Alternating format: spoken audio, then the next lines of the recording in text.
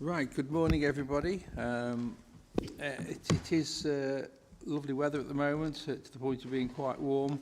I was going to say members could take their jackets off, but you've beat me to it, and I'll take mine off in a second.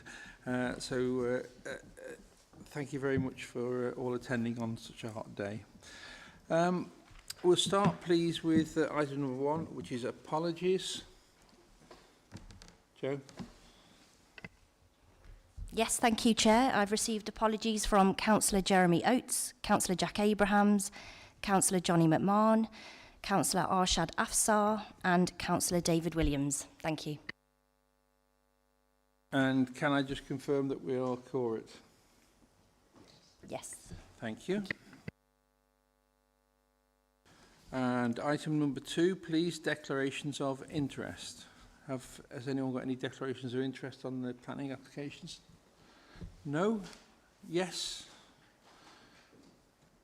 Sorry, Jay, you caught me there. Good morning. My item of interest is CH 20/04/709M on the local member. So okay. I know a fair bit about that. Okay. Thank you. And we'll move on, please, to the minutes of the meeting held on the 7th of December 2023. Move them, Chairman. Is anyone seconding that? And is the committee happy with that? Okay, thank you. So we've sorted that out. Oh. Just make sure they're signed as we're supposed to.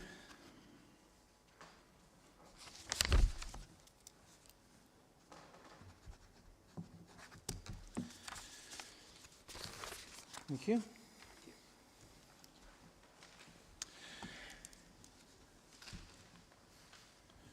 And we'll move on to item number 4, which is an annual report to Planning Committee of Safety of Sports Grounds. This is always quite an interesting one. So who's going to give this one? Oh, thank you. Do you want to go? Thank you, Chair. Morning, members of the committee. My name is Mark Wilson, Technical and Business Manager for the Trading Standards Service and Corporate Lead for Safety of Sports Grounds Activity as the Certificating Authority. I'm joined by Simon Sumner, Operational Lead for Sports Ground Safety Activity, who will be assisting me with any questions that you may have. The report informs the Committee of the Safety of Sports Ground work completed during the last financial year. It describes the County Council's statutory obligations and outlines the activities that's taken place to ensure that these duties have been met. The report describes the background and context of the Safety of Sports Grounds activity, as well as detailing the planned activity for this coming year to ensure the Council continues to meet its statutory obligations in this area. As by way of background, Section 2 of the report explains that Staffordshire County Council is responsible for administering the Safety of Sports Grounds Act 1975 and the Fire Safety and Safety at Sports Grounds Act 1987 in respect of sports grounds in Staffordshire. This duty relates to designated grounds, which are sports grounds which have a capacity of over 10,000, 5,000 for football, and these grounds require a safety certificate granted by the local authority. In Staffordshire, this relates to Burton Albion Football Club only. Sports stadiums with a covered stand of a capacity of over 500 standing or seated spectators, known as a regulated stand, require a safety certificate under the 1987 Act, again granted by the local authority, and Staffordshire has 7 of these venues detailed at 2.4 in the report. The remainder of Section 2 details SCC's responsibilities. By way of risk management, Section 3 of the report explains how the service focuses its resources and activity on those areas that pose the greatest risk. Sections 4 and 5 detail the risk assessment ratings applied to each ground, stand or venue. Moving on to Section 6, this details the work with Burton Albion FC as the designated ground.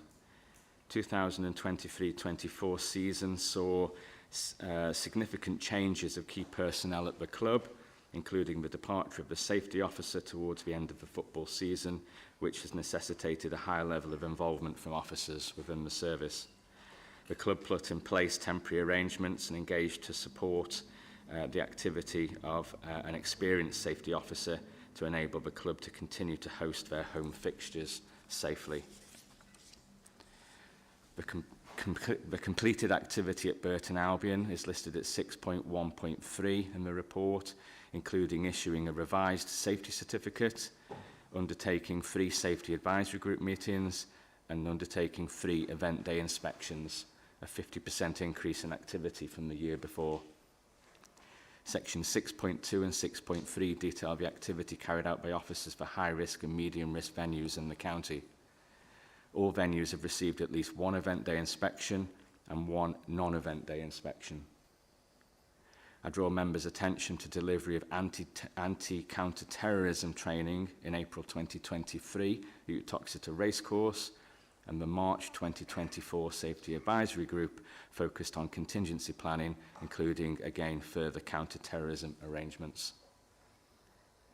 Section 6.4 and Appendix 3 of your report details the inspection planning for 2024-25, which will include us further assisting venue safety management teams with the awareness and preparedness and planning towards the implementation of Martin's Law. The committee will be aware that Martin's Law is also known as the Protect Duty and is a new piece of legislation designed to ensure that the public is better protected from multifaceted, diverse and continually evolving terror threats. This was recently referenced in the King's speech. The Manchester Arena Inquiry Volume 1 report strongly recommended that the introduction of a legislative requirement to improve the safety and security of public venues. The duty places a requirement on those responsible for certain venues, including sports grounds and other public places, to consider the threat from terrorism and implement appropriate and proportionate mitigation measures.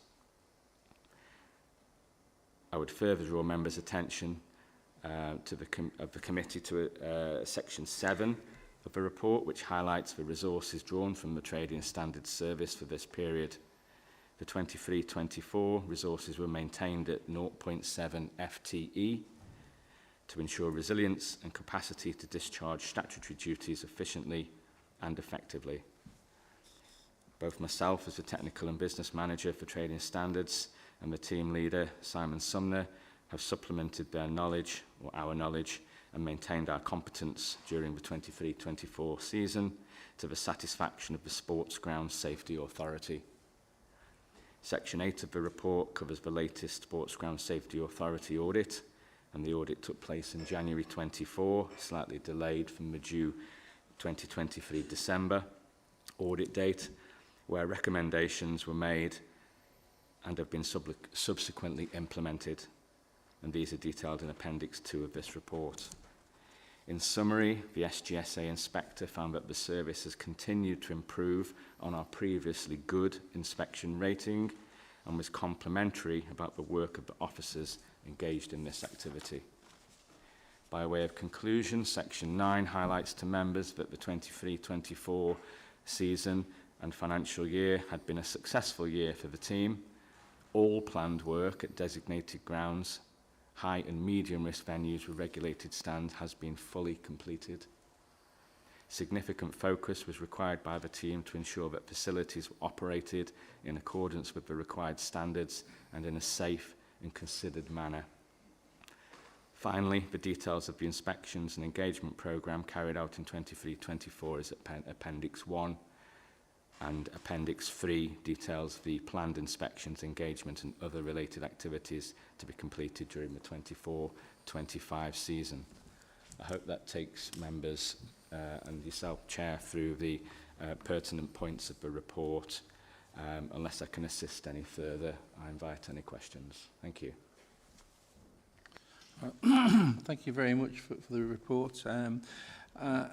I was particularly interested, given current events that seem to happen on a more and more regular basis, on Section 6, where you're talking about Martin's Law. Could you just give us a little bit more detail in terms of when it starts and who's actually sort of regulating it to make sure that it's done properly? Thank you. Thank you, Chair. Yes, as referenced in the King's speech, it is a priority for the Labour administration and government to have the law implemented. We still await an indication of the final version of what the regulations and the Act and statutory guidance will therefore require and when it is to be implemented. We expect there will be a transition phase to allow venues to adapt and put in appropriate and proportionate measures, which doesn't stop them from starting to think about those now. And we are waiting for confirmation on who will be the regulatory agency with responsibilities for managing and inspecting and implementing those requirements. We will, of course, as the local authority and the in relation to the sports ground safety activity, do what is necessary and as is required to ensure that those obligations and requirements are fully met, along with the wider county council approach to sports safety at other public places and similar venues. Thank you. Could I ask the committee if they will support me in asking for this to be put on the next agenda item, so we've got a constant update on this? I think it is incredibly important.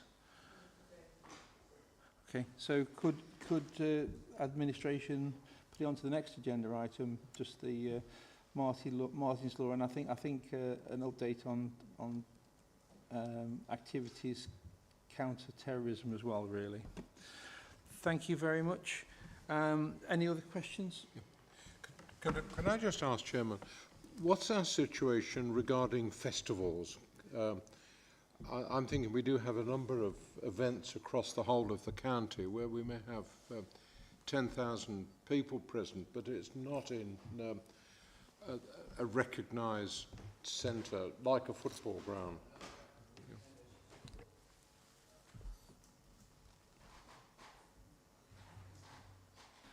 Thank you for the question, Councillor. Festivals, community events and similar are notified to the local authority. Generally that would be the second tier, i.e. the borough or the district. They would have responsibilities under what would be known as the purple guide for events rather than the green guide for sports grounds, to ensure that there is appropriate and proportionate measures, plans put in place to ensure that the event can be run safely, efficiently and effectively, and the mitigations and risks have been thought of and or can be responded to. We work closely with the licensing authorities, which would generally license that activity, particularly where there is regulated entertainment or alcohol provision or other activities of a similar nature. So essentially we're working in collaboration and partnership for that to ensure that those are delivered safely. There are that particular area of capacity, shall we say, or maximum permitted numbers, which may fall into what would be termed as a mass event, essentially, and therefore the local authority through the SRF and working with the CCU does have good awareness and oversight over that. And I reference particularly the recent event at JCB for the Live Golf that required a lot of planning and partnership working to ensure that that ran safely, albeit a privately run, privately funded event, but within Staffordshire's footprint.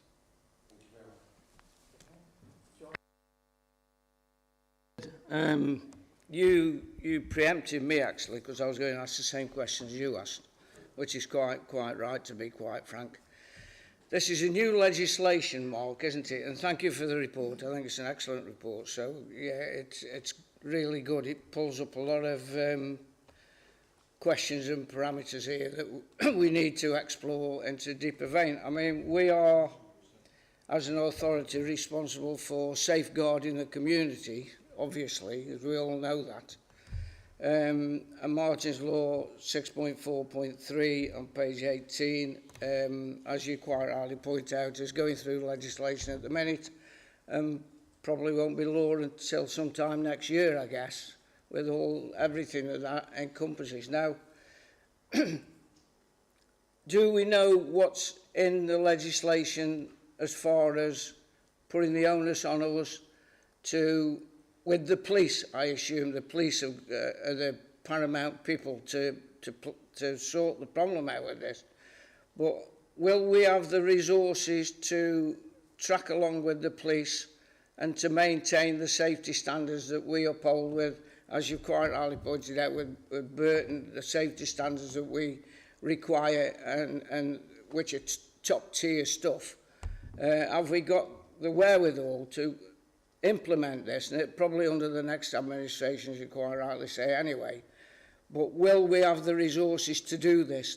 That's my thoughts on this. And Councillor Smith's just pulled up an highlight that, yes, I know that the districts and boroughs implement this sort of stuff at various things, because we had the one at Shugborough, I was licensing chairman at the borough, and we had to implement safety standards down there. So have we got the resources to do the job, and will we interface with the police in sorting out the problems when they do arise? Thank you, Councillor Francis. I hope I've got a note of the questions. Please do come back to me if I don't answer those. In relation to responsibilities and accountability, the Act, we still await final understanding of that. However, you know, to refer back to a point made in this report, it's expected that it is the venue operator's responsibility, and they are accountable for safety of all those persons either attending, present, running, facilitating that venue or any particular event, whether that be at a fixed premises or in the community, etc. However, there is the expectation of engagement from responsible bodies such as the local authority and the police to ensure that those measures and considerations are effective and are capable of managing that. I can speak for my service in relation to resources. We feel that we have the resources available in the trading standards team to deliver the expectations required within our service in relation to sports ground safety activity. I can't answer the question in relation to the wider landscape for this county council's overarching and overall response.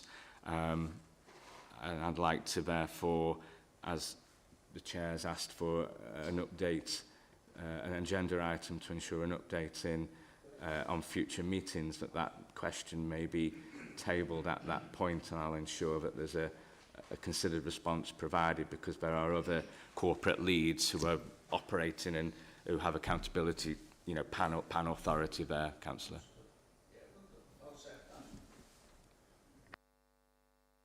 Tom, you indicated. Yeah, thank you, Chairman. I was interested in reading this report. It talks about sports stadiums with a covered stand or capacity of over 500. So when I read the criteria, I'm wondering, is Chasetown Football Club falling just under, or have they just been ignored because their capacity is regularly really close to this? And I'd argue that, and also I'd like to say that praise the work of this recently, because in previous years I am a football going fan to my sins, and I've been to Tamworth Football Club, and it's been complete disaster policing. And I think I think this season we did it a bit better, because last season before was abysmal, the whole of town.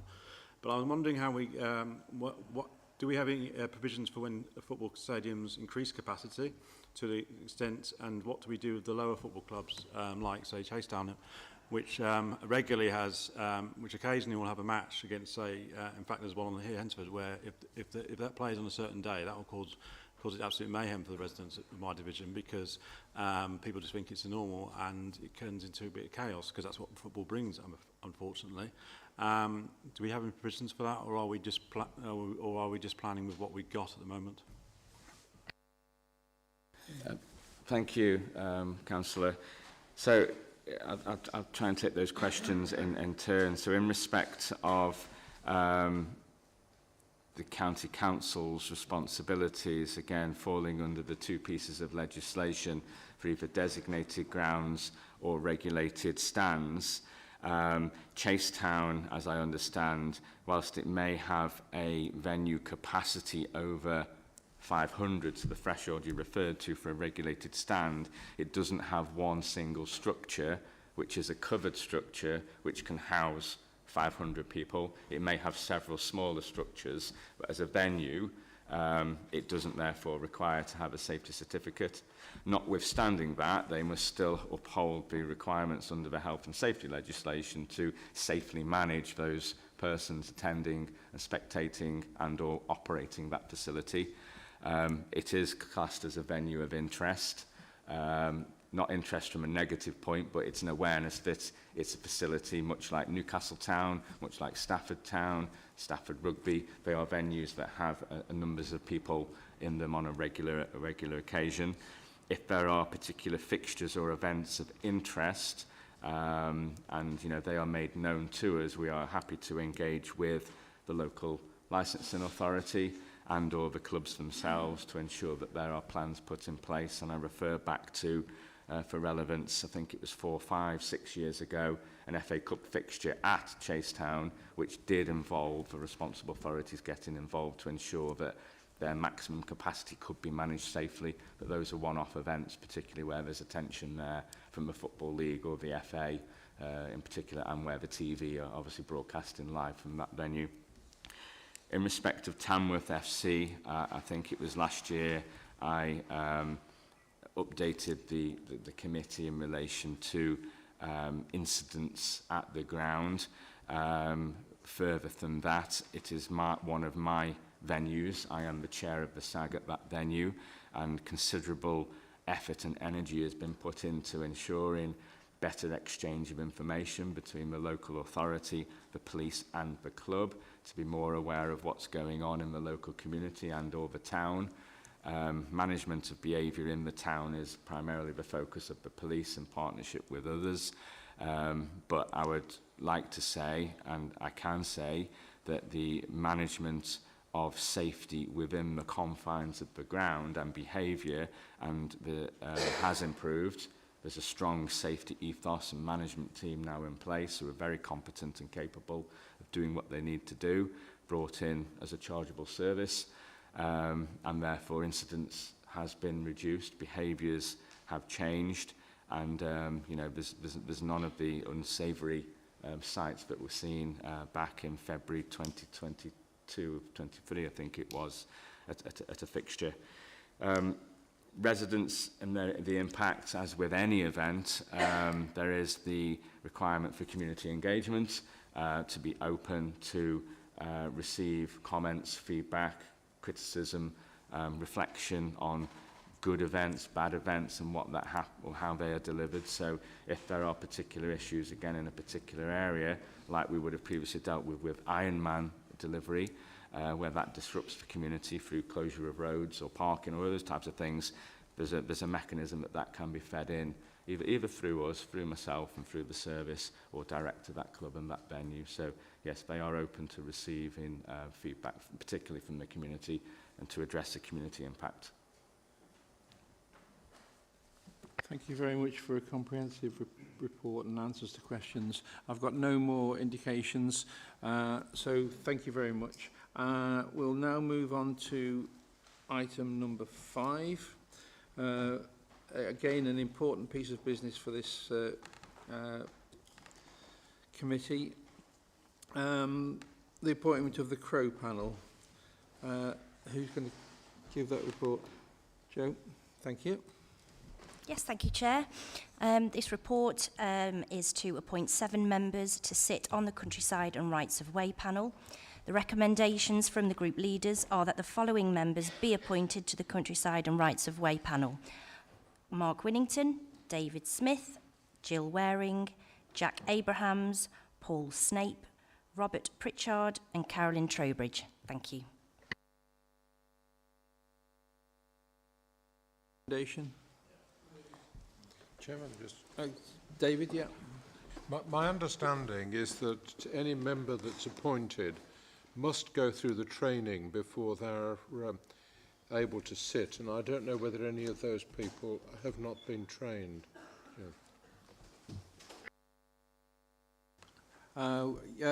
Yes, thank you for that. I think that's something for we can sort out outside of this committee. Okay. Yep. Yep. Joe? To my knowledge, yes, but can I just say I do need to check Robert Pritchard, I believe. Yeah. Yes, Chair. Can I just highlight in the report? I think there's been a change on committee. As you know, only members of the planning committee can be appointed to the Countryside and Rights of Way panel. Robert Pritchard is no longer a member of the planning committee.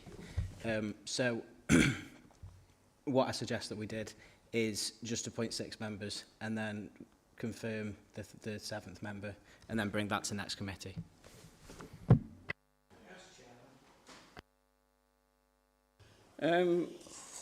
We have problems in this council for members turning up, I'm afraid. And I was in a meeting last week, which is the corporate parenting panel, and members are sequestered from districts and boroughs and things like that.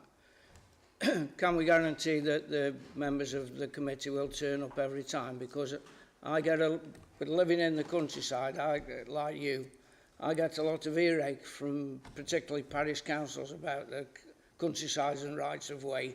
So they need to know that everything is above board and properly challenged on committee, to be quite frank.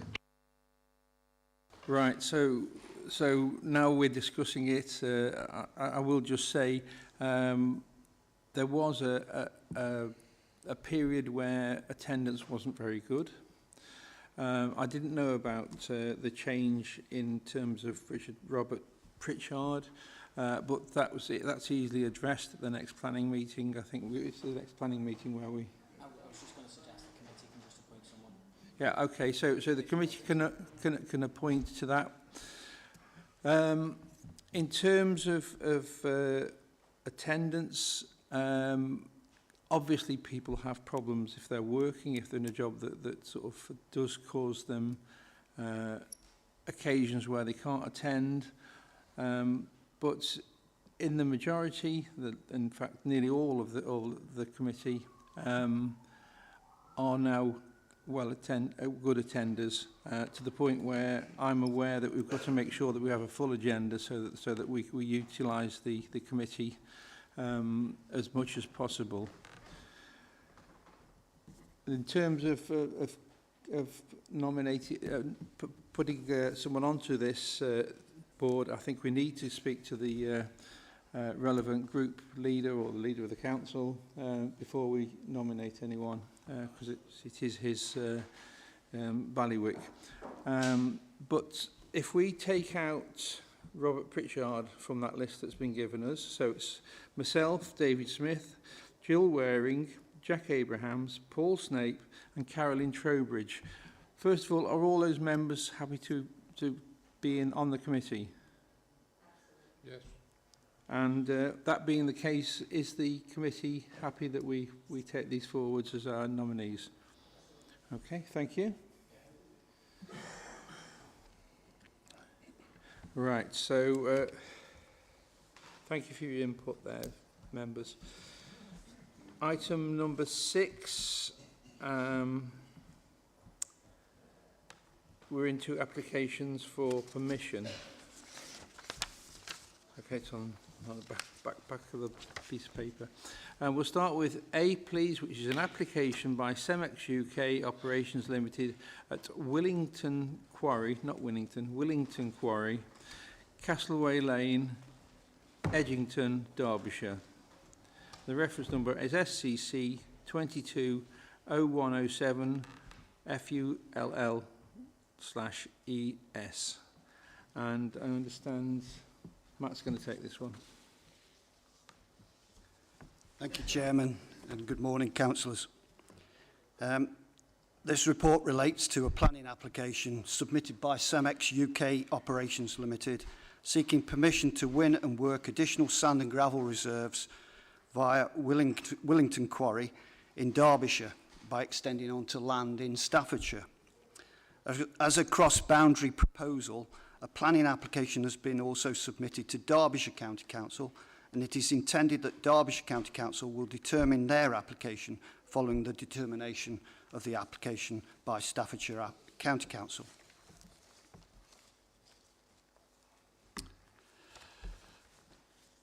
The general location.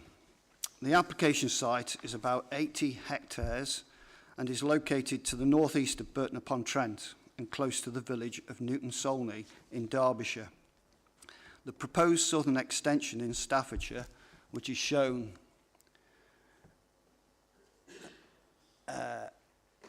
in that area there, which I'm marking with the highlighter, is about 20 hectares of pasture. The River Dove skirts to the north of the extension area, and this boundary here, which forms the county boundary there, is the River Trent. The processing plant is shown by the star there, and that is where the processing plant and the stockpiling area of mineral silt lagoons, and then the access onto the public highway is this red line going up towards Willington there. And there you've got the A38 and access onto the wider network there. The aerial view shows the extent of the current extraction area, which is sort of the sandy colour there. The extension area being to the south there, Newton-Solney again. What you have is the wetland which has been formed by former quarrying, and the big area there is Clay Mills sewage treatment works. And then going back to Newton-Solney village, there are properties not far from the riverbank, about 80 metres away from the proposed extension area. A significant part of that village is a conservation area with several listed buildings. The proposals, as explained in the report, are summarised on the slide. The proposal involves the extraction of 600,000 tonnes of sand and gravel over a 6 to 9 month period. The sand and gravel would be transported via trucks to the existing processing plant, which we looked at before, via a new bridge constructed over the River Dove. The sand and gravel would be processed over a 2-year period to maintain the quarry's output of construction aggregates, including concrete. Restoration would involve backfilling the quarry void with on-site overburden and soils and the creation of water features. There would be no importation of backfill materials. Restoration would be completed within 2 years of the commencement of mineral extraction. So this is a bit where hopefully it goes well. So this is a video taken by drone. Hopefully the lighting enables you to see this, but essentially what we're doing at the moment is crossing the river with the bridge that would be built over the River Dove and following the haul route, which takes you into the proposed extension area. So the flight actually started with the processing plant next to the railway, and then the drone proceeds south eastwards towards the first extraction phase, which would be nearest to Newton-Solney village. So I just wonder if we could, is it possible to increase, yeah, can we pause it? No. It's got to go through. All right. Sorry, I think...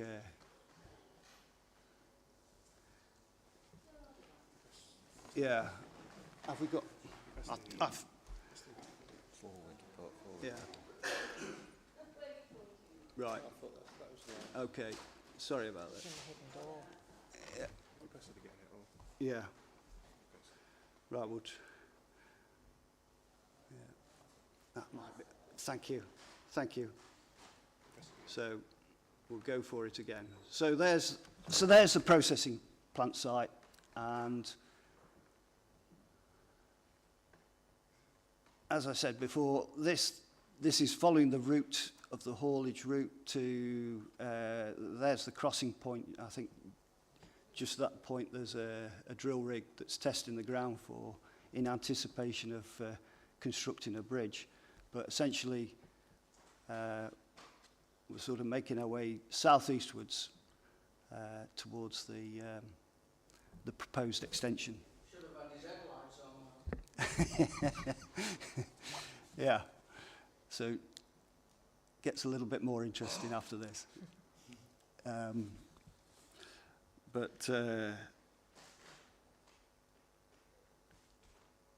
Yeah, we're still on the haulage route as it says there, and what you will see with this video that's been provided by the applicant, you'll get in the top right-hand corner some information from the phasing plans that was submitted with the application, so that you can sort of see the phasing of development as proposed.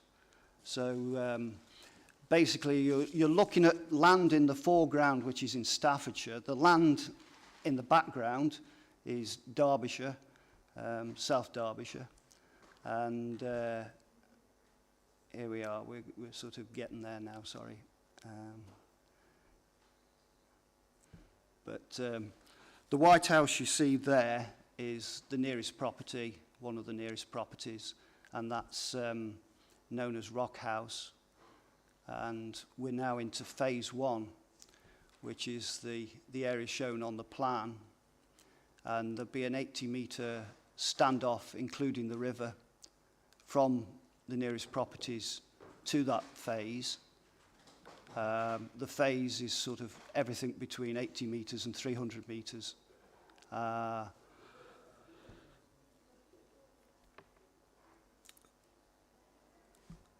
As I say, there'll be a soil bund constructed to mitigate against noise and dust effects, and other soils and overburden will be removed and placed in temporary stockpiles during that phase.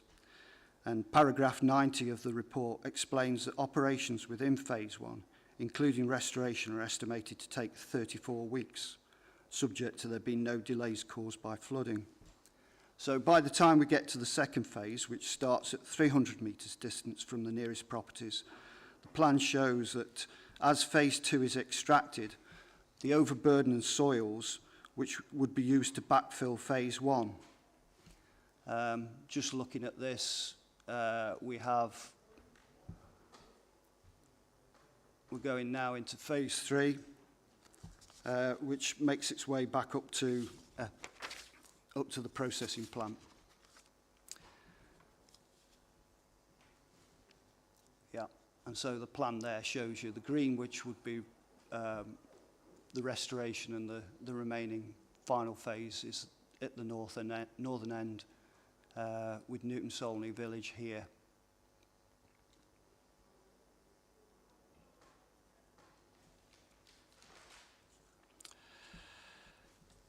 So it's a progressive restoration as shown on those plans.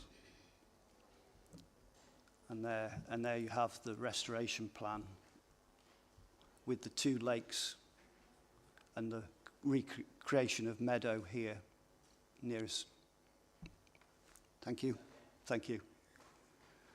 So the restoration plan, which is included in the report, restoration would be completed within 2 years of commencement of mineral extraction, and would include the creation of meadow, lakes, reed beds and woodland.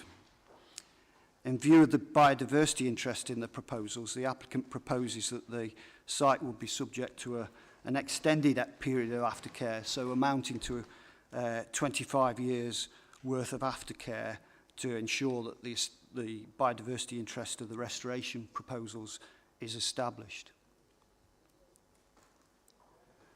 And here I have some photographs just to help with sort of understanding the film.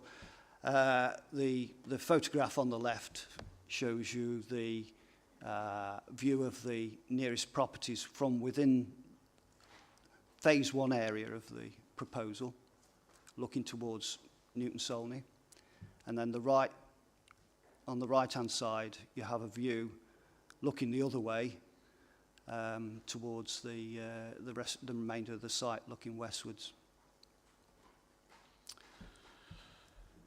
Consultation has been carried out by both mineral planning authorities, and it's been necessary to formally consult twice as further information was submitted to update the environmental statement associated with both applications. Referring to the responses received, an objection was received from Newton Solney Parish Council, and representations objecting to the proposals have been received from 2 residents, but in terms of we've received them as an authority. Derbyshire have received a further number of representations from 10 persons or bodies. A summary of the concerns is provided in the report, and the main issues of objection are considered in the observations of the report. The first section of observations relate to justification of the proposed development. The proposal provides an opportunity for the comprehensive recovery of remaining resources at Willington Quarry. While there is no immediate overall shortfall of sand and gravel, the continuation of supply from this quarry would maintain provision to markets which would otherwise have to be met from quarries further afield, including quarries from Staffordshire. The opportunity to develop the resource within the proposed extension area is limited in time due to the required timescales for restoration of Willington Quarry. These circumstances therefore amount to significant material benefit, a significant material benefit, and some further benefit can be attributed to the proposals by securing an expansion of the habitat creation. The proposal accords with policy 1.6 of the Staffordshire Minerals Local Plan in terms of demonstrating significant material benefits.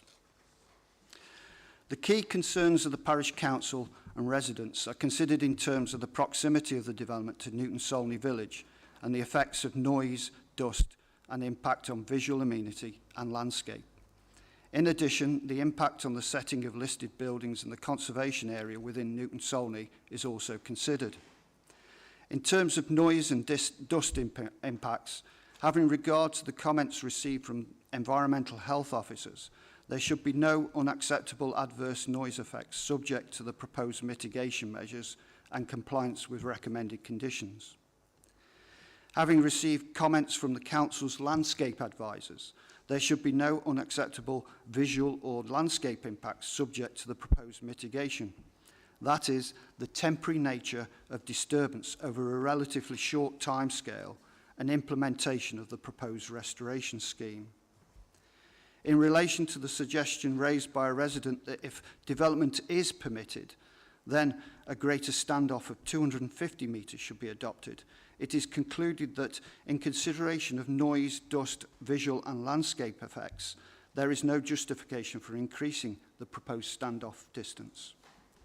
Regarding the impact on the setting of listed buildings and the conservation area, and having regard to the comments received from Derbyshire County Council's Building Conservation Officer, the Council's Landscape Officers and Council's Environmental Health Officers, it is reasonable to conclude that the extent of harm to the setting of the conservation area and listed buildings would be outweighed by the public benefits of the proposal, and that adverse effects on the historic environment can be adequately mitigated.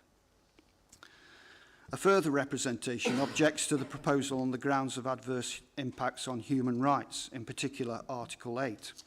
It is reasonable to conclude, however, that the proposed development would not give rise to any materially harmful effects on human rights or the rights of children, subject to the conditions as recommended below. The final section of the observations considers those matters that need to be addressed by undertakings within a Section 106 agreement rather than by planning condition. Undertakings are therefore recommended to require the operator to be a member of the Mineral Products Association Restoration Guarantee Fund for the duration of development and for the restoration, and to carry out an additional 20 years aftercare, which I mentioned previously, providing 25 years aftercare in total. The recommendation, therefore, is to permit, subject to the applicant first completing the Section 106 agreement to secure the terms listed in the report, and to the imposition of conditions as outlined in the report. Thank you, Chairman. Thank you, Matt. We have two speakers. Speaker number one is Roger Kerry. Are you at the table? Chair, could I just say I was lobbied on this by email. I didn't read the email, I didn't open it, but just for information, I was lobbied. All right. I think we all was, but I did read it. I'm sorry. No, well, don't worry about it. Okay. Good morning, Mr. Kerry. I understand that you are speaking as the objector against this application. You have 5 minutes. Would you like to start when you're ready? Thank you very much. Yes, good morning. And first of all, thank you very much for allowing me the time to say a few words. My name is Roger Kerry. I have with me the chair of our local parish council, Deborah Smith. Regarding this application, can you stop the clock? 1 second. Lee would just ask me to point out. You're not allowed to have any visual aids. Well, the applicants had a video. That visual aid isn't allowed. The applicant had a video. That's in accordance with procedure. Would you like to start again? We'll set the clock back to 5. Okay, thank you. Thank you. Well, regarding this application, you may be aware that the applicant has been at this site for 50 years. You can see the latest area of activities to the northeast of the village. You saw those, and the gravel pits from the former workings. Despite the fact these former workings are only 500 metres from the village, there have been inevitable pollution issues and a few complaints. But, however, in all fairness, I would say the activities of the applicant over the years have been reasonably non-controversial. The mining has been at a reasonable distance from the local 3 villages, Newton, Solney, Repton. But this latest application is virtually on our doorstep. It is only 80 metres from our houses. Looking at the various official documents, it does clearly state developments should be appropriate for the location, taking into account the likely effects of pollution on health and living conditions. Ladies and gentlemen, common sense tells us that to have diggers, scrapers, and heavy plant and machinery to within 80 metres of our properties is insensitive, definitely not appropriate. That's a distance equivalent to 4 times the width of this room. We feel it is beyond the bounds of reasonableness. It is simply too close. And not to have a buffer zone of 300 metres between the workings and the local population would be a serious error. The applicant acknowledges the potential noise and dust issues by proposing to build a temporary 3-metre high soil bund on the opposite side of the river. Well, the village is 5 to 6 metres above the river level, so that's hardly an effective protection.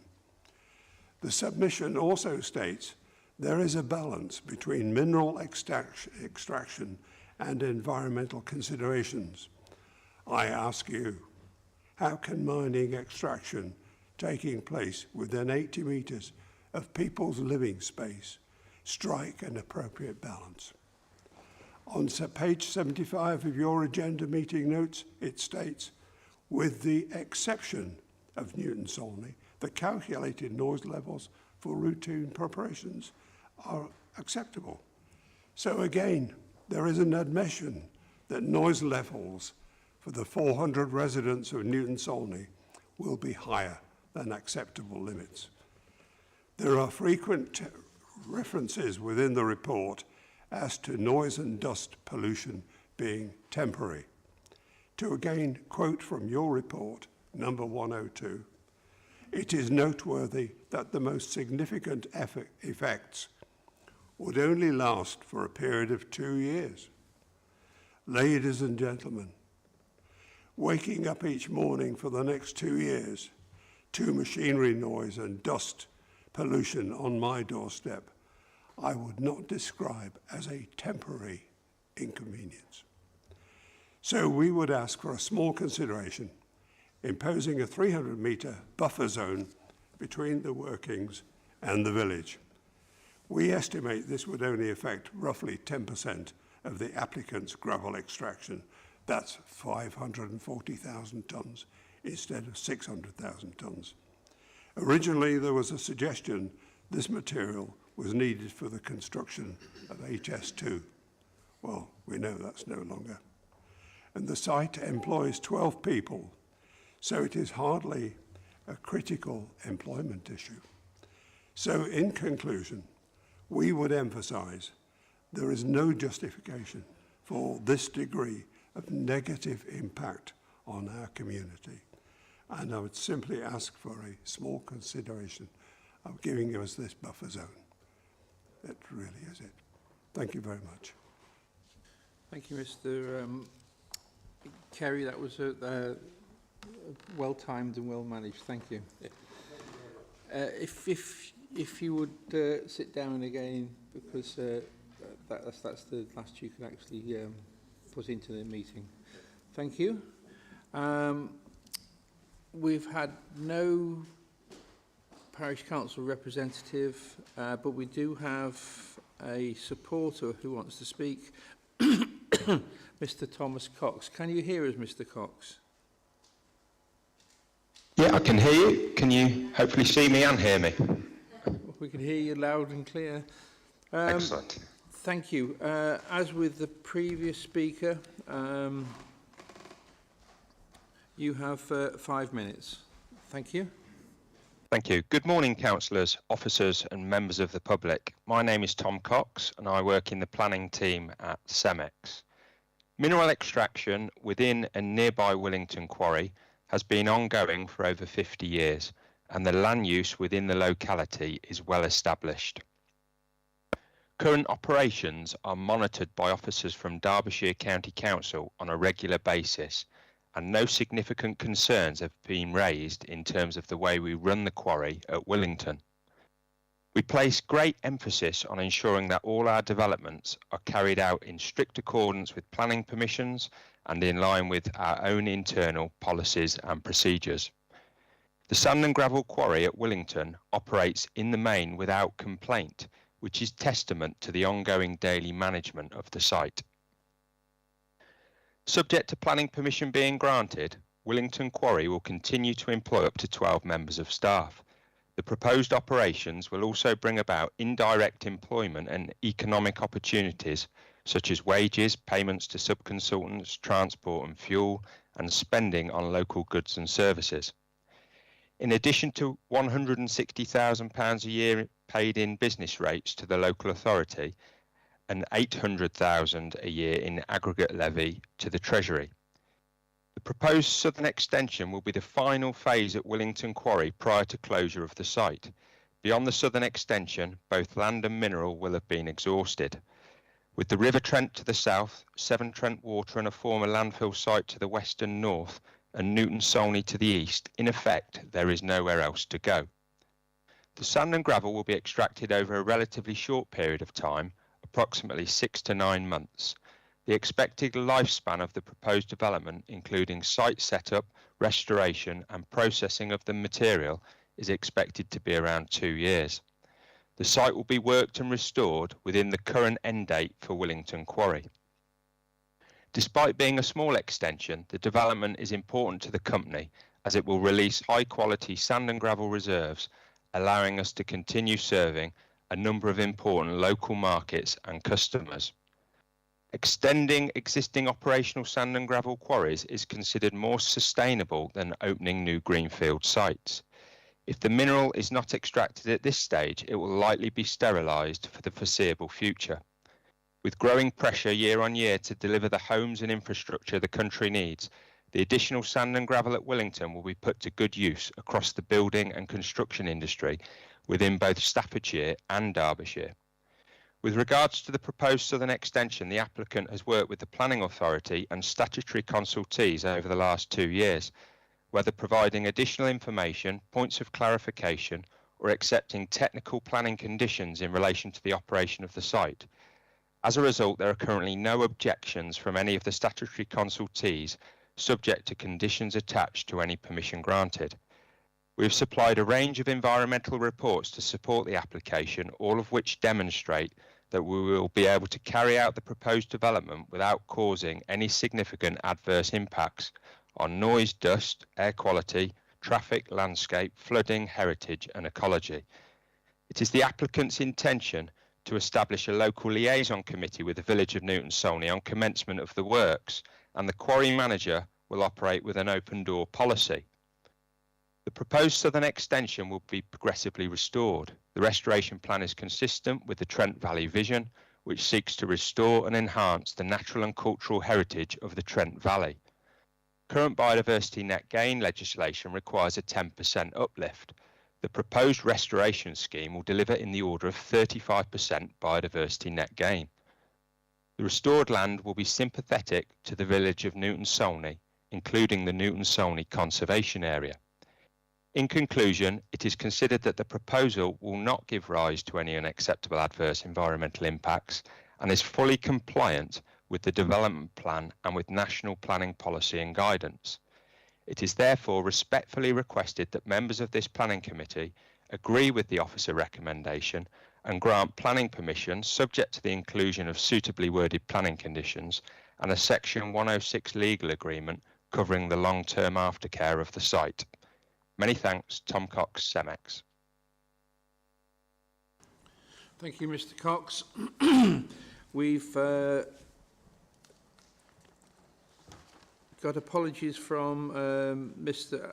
Ashad Afasar, who's the local member. So we'll move into discussions within the committee.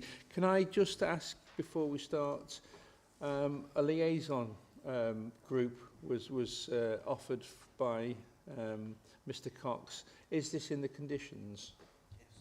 Yes. Could you use the microphone? Yes, you'll see in the recommendation that, albeit that there is already a provision, I think, on behalf of CEMEX with residents of Derbyshire to carry out liaison with Willington Village. Of course, this proposal sort of requires more liaison with the residents of Newton Solney. So the issue would be to make sure that that liaison would take place and would need to take place on a reasonably frequent basis because of the proposed duration of the development, which won't be, as we've just discussed. Thank you for that. It is incredibly important that the quarries have liaison committees. I've got David who wants to speak and Richard. David? Oh, and Caroline.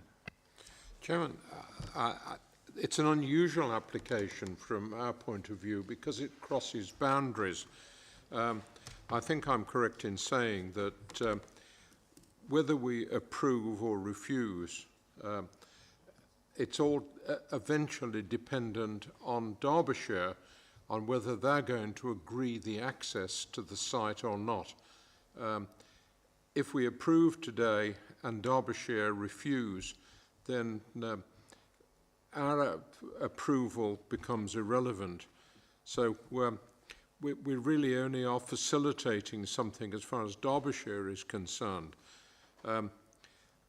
I'm particularly interested in the comments that's been made about liaison committees. I chair 2 liaison committees, and I find them very, very constructive and very, very useful with the quarry management and discussions on how the development is progressing and voicing residents' concerns on something which, as far as I'm concerned, on my 2 liaison committees, are very long-term matters. This, I can understand the comments about the 2 years is a long term in some respects, but hopefully the 9 months of extraction will be the disturbance side, and then the reclamation will be somewhat more peaceful and progressive. Thank you, Chairman. Thank you, David. Richard Cox. Thank you, Chairman. Just to clarify, Mr. Cox, as the applicant speaker, is no relation. So no, absolutely. So I've no conflict. I think I share the comments of Councillor Smith. However, I am concerned in the nature of how it really is butting up, in a sense, to Newton Solney. I think it is close. I don't think we can avoid that in terms of the application that we have before us.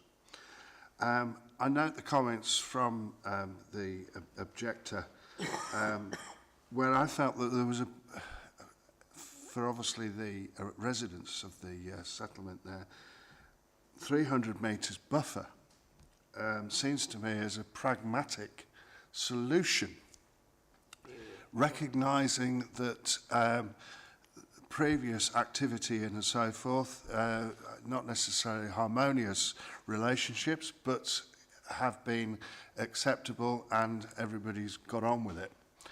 But obviously if you're 80 metres, it is really, really close. Even my unfit state can run 80 metres. And that's saying how close it is, to be honest. So 300 metres sounds to be a very pragmatic solution. However, the question is it unreasonable to request that as a committee in terms of a condition, in terms of the application?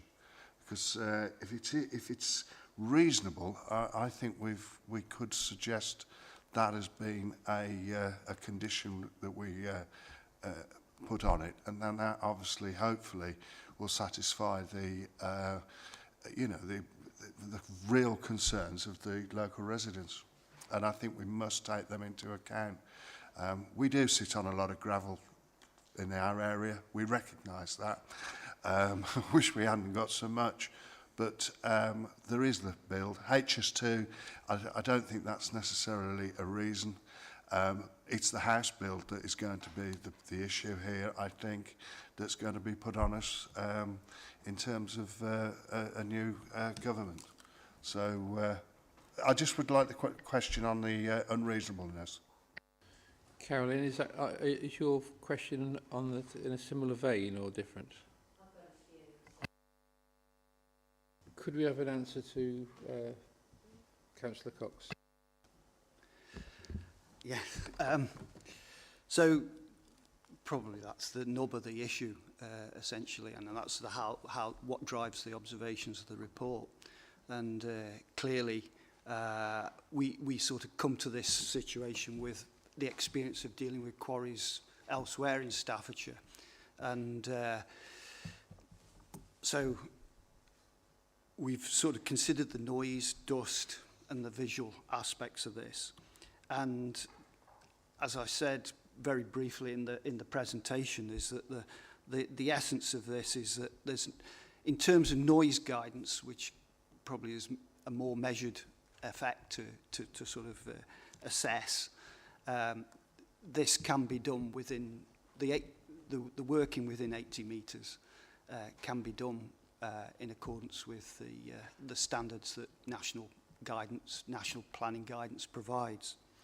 And certainly we've had no technical objection from any of the environmental health officers, and we can't come to this table here and sort of recommend that we've got a basis for objection on noise and dust effects. And similarly with landscape effects, the essential thing from the technical people is the fact that they're saying, well, with the mitigation, then overall their view is that this matter can be done without what would be an unacceptable adverse impact. They are admitting that there is an adverse impact, but that will be short term by the nature of the proposals. And I think what I draw your attention to is the fact that in paragraph 90, we put a note there about the fact of the various aspects of development within that part of the development which takes place between 80 and 300 metres. And you can see that essentially the most difficult part of the proposal is probably the formation of the bund, which takes 3 weeks. And then what I would draw your attention to is the fact that we've quoted national guidance that sort of says that there'd be for short-term noisy operations, there is an allowance to go beyond what would be a standard for general noise effects from mineral workings. So essentially, we're talking about a short time scale within the most sensitive part of the development. And that doesn't just relate to the extraction of the mineral, it also relates to the fact that it takes into account the time scale that would be required to backfill that area and get it restored and for those bunds to be flattened. And thereafter, the development would be 300 metres away from Newton Solney, and what we would accept as a reasonable standoff in any event. And yes, so as I say, 34 weeks in that phase 1. So we're not saying that we've looked at the potential for a greater standoff, but I suppose bottom line is we can't justify it.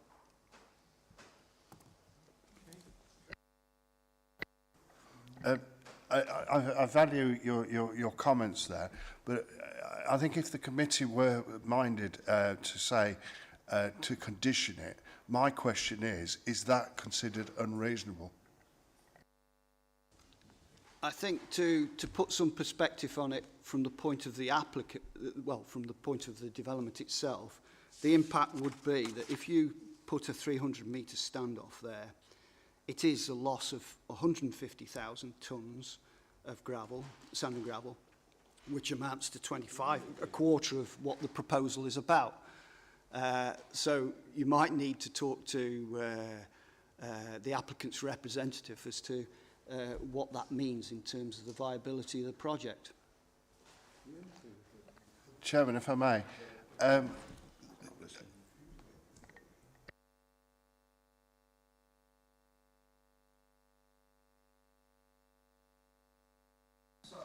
Yeah, if I may, obviously, I don't want to necessarily negotiate with the applicant.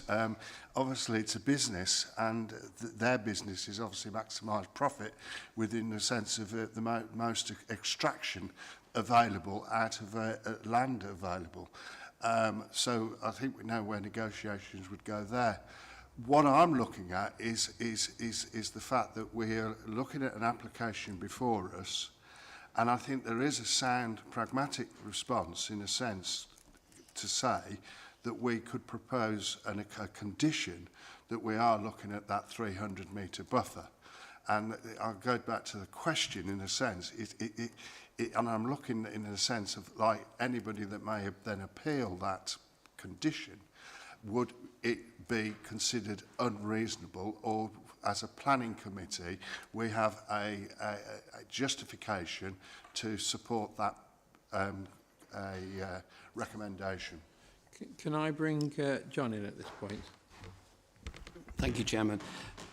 There are set tests for the applicability of conditions. They've got to be necessary, relevant to planning, relevant to the development to be permitted, enforceable, precise and reasonable in all other respects. So if we put a condition on that is potentially subject to appeal, so we could be in the situation where we would have to defend that condition on an appeal. And obviously, you've got to consider that in the context that there are no technical objections being put forward from any of the expert bodies. So that's the scenario you could potentially be in. Caroline. Thank you, Mr. Lynn. Chairman. And thank you for both parties clarifying everything about this site. Firstly, may I say to the developers I didn't appreciate receiving the email. I felt like they were saying this is the basis of the application in case you haven't read it. So didn't appreciate that. But when you look at the overall picture, I mean, yes, it's a really sweet little village, but the decibels of noise hitting 70 decibels will be high, yes, but that's for an 8-week period only. Now, that is very, very short term. 55 decibels I used to get living near a motorway, so it's not that high. Yes, that's the acceptable level, but they're saying 53. I know that might sound a lot for a little village that's a quiet village, but it is an acceptable level. So as far as the noise goes, personally, I can't get on board with that one. The dust, 80 metres, they will get dust and dirt. Fortunately, it's a very wet site, so that will assist in some ways of dampening down the dust. But I do agree 80 metres is very close to get the dust blowing over. But the applicants are building, and within the first 3 weeks, they're building the bund. So for 3 weeks, I would say in total, for 8 weeks, they've got a horrible, horrible 8 weeks. But it's very short term, and that's the way I look at it. I know the applicants, the people who live within 80 metres don't want it, and I get it. No one does on your doorstep. But if we all did the same, if we all said you can't build because I've got a house here, nothing would ever get done. And this beautiful countryside, anyway, is going to disappear under Labour now anyway, isn't it? They're going to build on all our beautiful green belt. Sorry, didn't mean to say that. That just flew out. So I do believe everything has been looked at on here. And a couple of bits that I love, the biodiversity net gain being 35%. They only have to do 10%, don't forget, 35% biodiversity net gain. This will, after they disappear, look better for the residents and will be better for the residents. So that I love. I love the fact they're restoring a World War II bunker, and I'd love to know when, because my husband would love to go and look at that, and I'm sure other people the same over time. And so there's a lot of positives here. And when you look, historic England, natural England, building heritage, have no objection. So they're the experts. We're not the experts. We're the experts on listening to all the fors and against. So I personally, if that's okay with you, I would like to propose that we accept this as officer's recommendation, because I think it's a good application and everything has been looked at and thought through. And even South Derbyshire District Council Environmental Health Officer says that there's no unacceptable adverse noise effect with these proposals. So it's not just this council saying that. So I would like to propose it as for officer's recommendation, please.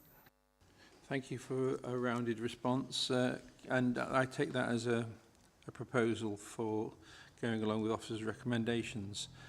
Have we got a seconder, Paul? Okay, so we've got a proposer and a seconder. Those in favour of going along with the officer's recommendations?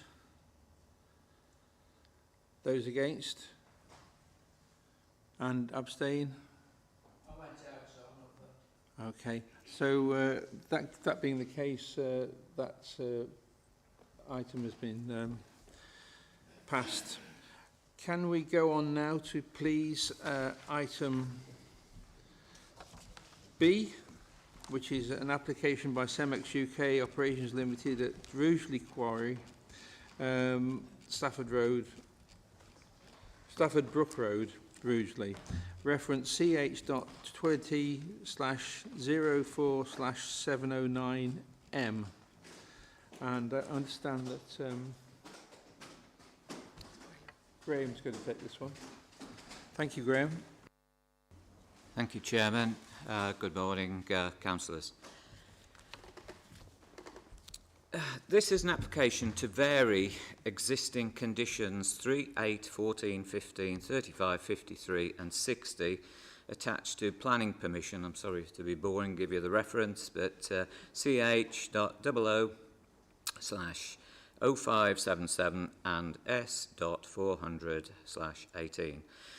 That permission was granted in 2006 for the winning of working of sand and gravel at Rugeley Quarry. The 2006 permission approved phased working arrangements for which amendment is now being sought. Rugeley Quarry is located on Cannock Chase off Stafford Brook Road to the west of Rugeley. Sand and gravel extraction at Rugeley Quarry first began towards the end of the 19th century, and the quarry has been the subject of several older planning permissions. The quarry comprises two areas, an older non-operational area to the south known as Bevins Birches and the main operational quarry area to the north.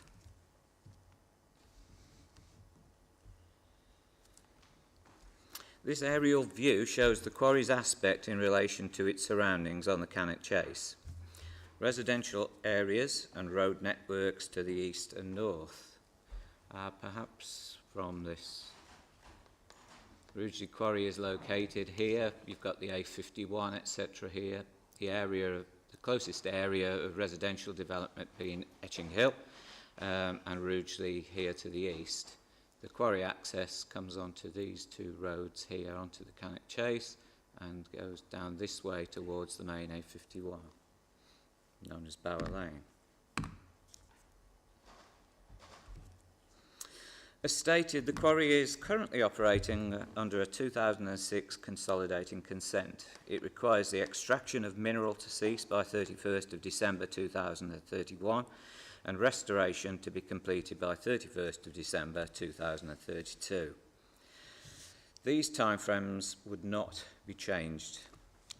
This plan shows the extent of the quarry area along with associated office, workshops and bagging plant locations, and the processing plant and stocking area identified by the yellow star. It's not so easy to see on here, but there's the yellow star there with other sort of areas there.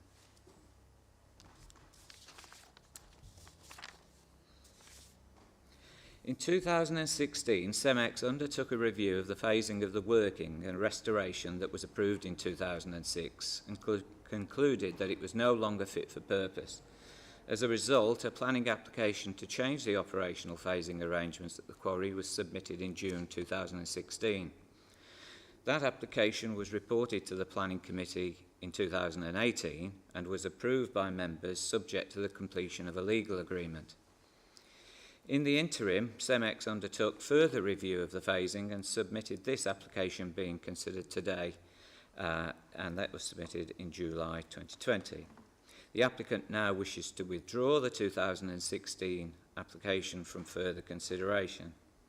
This application for your consideration now seeks to regularise the current phasing arrangements and revise the future phasing of the quarry working area. The revised phasing plan on this slide shows the phasing arrangements. The quarry is currently working in phase B and progressing to phase C. So, so you can see phase B here. This is phase C. So that's the current situation. The future workings would progress northwards into phase D, which you can see annotated there, before moving back to phase E and then F. Once phase D has been worked out, essentially the approved phases 6 and 7 on the originally approved phasing plan would remain unchanged in extent as new phases E and F. Hope that's clear. Restoration of the site remains unchanged. The approved plan indicated on this slide is to restore the site to grassland, woodland, heathland and wetland habitat uses. This would remain to be the case. No objections have been received from technical consultees. The Cannock Chase National Landscape Officer, formerly the A&B Officer, asked for a new condition to secure a restoration enhancement trial scheme, and this is a recommendation in the report at section 32 and within the additional conditions under item C set out in the recommendations section. Highways Development Control Team asked for a condition to limit the number of traffic movements and for a financial contribution towards the maintenance of Bower Lane, Wolseley Road and Stafford Brook Road. These are both recommendations in the report at section 23 and within the additional conditions under item A set in the recommendations section. The financial contributions are set out within the section relating to the 106 legal agreement. Brindley Heath Parish Council asked for a limit on the number of traffic movements, a road condition survey, approval of working and restoration plans and the establishment of a liaison group. These matters have been addressed in the observations section and in recommendations made in the report. 107 neighbour notifications letters were sent out to the residents notified in 2016 along Stafford Brook Road and Bower Lane. 2 representations have been received. The representees raised concerns about the impact of the quarry traffic in terms of volume and the effect of the condition on Bower Lane, Stafford Brook Road. These matters have also been addressed in the observations section and recommendations presented in the report. It is considered that in dealing with this application, opportunity has arisen to provide some benefit in terms of controlling traffic movements and securing monies for local road maintenance. In the event that the quarry was to continue its operation under the original planning permission, there were no controls over the number of vehicles that could operate to and from the quarry.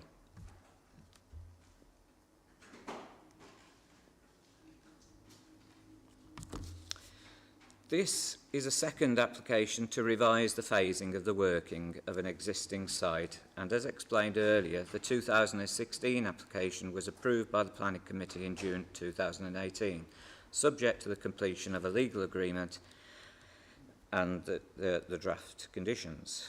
The applicant has requested that no further consideration be given to the 2016 application. The site-specific considerations and matters raised by consultees and in representations as follow. There are no objections from technical consultees and only 2 representations relating to the HGV traffic have been received. As mentioned earlier, comments from Cannock Chase National Landscape Planning Officer and Highways Development Control led to a recommendation to add new conditions to secure a restoration enhancement trial scheme and to limit HGV movements, and a recommendation to secure a financial agreement requirement towards the maintenance of Bower Lane, Wolseley Road and Stafford Brook Road, and this is in the report. In terms of reviewing the update to the planning conditions, this application has provided an opportunity and review the update to the 2006 permission. The updates are highlighted in bold in the recommended conditions in the report, and they include reference to the new phasing plans, reference to the approved details, e.g. the noise monitoring scheme, a new requirement for a progress report and review of the approved restoration plan and detailed restoration and aftercare scheme, a new condition to limit the total number of HGV movements, a new condition to require a restoration enhancement trial scheme, a new condition to require a quarry liaison committee scheme, replacing the requirement in the current legal agreement. With regard to the 106 legal agreement, this application has also provided an opportunity to review and update the current legal agreement. The updates are highlighted in bold in the recommended heads of terms for the legal agreement in the report. They include an update to ensure that the operations are no longer carried out under the 2006 permission, a requirement to pay £10,000 initial contribution and a £5,000 annual contribution towards the maintenance of improvements to Bower Lane and Wolsey Road and Stafford Brook Road, an update to make clear that the existing restriction on the use of Stafford Brook Road, Bower Lane, applies to all HGV traffic, including the ancillary operations, and a new undertaking reflecting current practices to require the operator to be a member of the Mineral Products Association in order to provide the safeguard of the Mineral Products Association's Restoration Guarantee Fund. On to the recommendation. To accept, to request to withdraw the 2016 application to revise the phasing approved by the Planning Committee on 7th of June 2018, and it be afforded no further consideration by the Planning Committee. To permit this application not to comply with to vary conditions 3, 8, 14, 15, 35, 53 and 60 attached to the 2006 planning permission, to revise the phasing of the winning and working of sand and gravel, subject to the applicant and all other persons with a relevant interest in the land for the purposes of Section 106 of the Town and Country Planning Act 1990, signing a new consolidating Section 106 legal agreement, the heads of terms to include those listed in the report, and the conditions included those listed in the report. Thank you, Chairman. That ends my presentation. Thank you very much. Slightly convoluted application, but we've made it quite clear. Thank you. We've got two local members who I assume want to speak. If the local members speak, can they vote? All right. Yeah, okay. So you can speak and you can vote, which is good news. Providing they're on the committee, yeah. So we'll start with Councillor Sutherland. Thank you, Chair. I've got to say I'm grateful and delighted that this is before us today. It's long overdue. And I remember being here in 2018 when it was discussed in great depth, and I thought we'd got a good legal agreement. It's not really happened. I'll cut to the chase in terms of what I believe is the key highlights here. One is the establishment and the reality of a liaison committee. We've never, ever achieved that.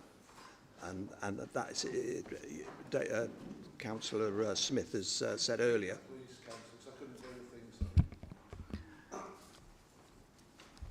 I'll just recap in terms of one of the key things for me in this report is the liaison committee, and as it was highlighted earlier by Councillor David Smith, it's integral in these agreements. I won't go into the who, what and where. I'm fortunate that I am on Brindley Heath Parish, and we're not constantly but regularly having issues that I take away and take to the quarry. It needs the establishment of the liaison committee.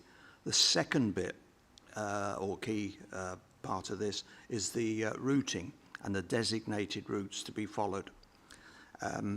It's mentioned in the report there are a number of houses in and around Stafford Road and also Kingsley Road, as well as Bower Lane.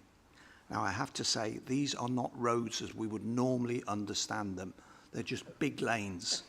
I'm delighted that there's 106 monies. I don't know whether they're sensible. They don't look high enough to me, but that's for others to judge. I think for me, we're at a point that we were, I thought, in 2018. I do trust that today we make the right decision. I will be supporting this application because it's long overdue. Thank you. Thank you, Mike. Councillor John Francis. Thank you, Chairman. I concur with everything that my colleague on my left has just said, subject to the additional conditions, and I quite agree with the last statement he's made that I don't think the contribution is high enough to put the road services right, so I think that needs looking at again, but subject to that and concurring with my colleague on the left, I will go with permit. Have we a proposal to go along with officer's creation? Yeah, carry on then. Thank you, Chair. I'm in favour of this development agreement, the other two councillors, but once again it is the 106 agreement that's mentioned items 17E and 23B. 22,500, as we know, gets nothing done on highways these days. It won't replace the curbs on a junction. So the damage that's already there, who has caused that? Is that previous to this going ahead? Has it been caused by the quarry? And if so, should that be replaced first and full charges to the quarry? Why should the residents of Staffordshire pay for damage they've committed to our highways? That's the first thing. And then afterwards, I mean, when the officer read it out, is an initial payment of 10,000. The word initial isn't in the report. It says 10,000. No initial there. That's under 23B. So it's a word that seems to be added in because the total figure really is the 22,500 plus 5,000 a year. But it doesn't say how that will be spent. So really, I'm in favour of this, but going along with my colleagues, my first thing is any damage to road already there, it should be repaired prior to this money being spent. And it should be down to the developers to do that, I'm sorry. Thank you. Could we have a response from officers? Right. Effectively, just recently, the roads around Bower Lane, Stafford Brook Road, have been resurfaced. So I'm imagining that some of those monies that may have been paid could have gone towards that type of maintenance. But at the moment, the legal agreement provided a sum of £10,000, which has already been spent. So effectively, those monies are out of the question. So this is an enhancement, if you like, for getting monies to continue to pay Staffordshire County Council to maintain those roads, plus the £5,000 every year, annually. If those monies are not spent by us to maintain the roads, that money may go back. But those sums of money were presented by the Highways Development Control Team. So, you know, as for those amounts, those have been prescribed by our Highways team. I think we don't want to get onto roads too much. Do we know how they work those figures out? That's the big thing. Myself and my colleague are asking that. Not that I would question Highways Development Control Team. Those are the recommendations made in their response.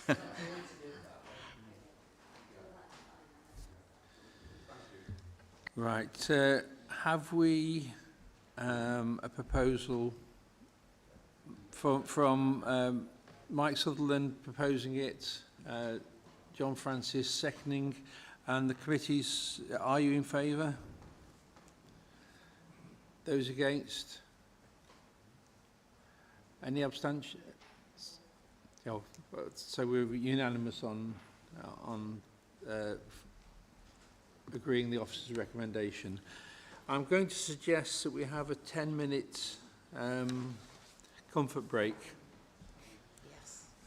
If members don't mind. And we'll see you back here at just after 1:45. Thank you.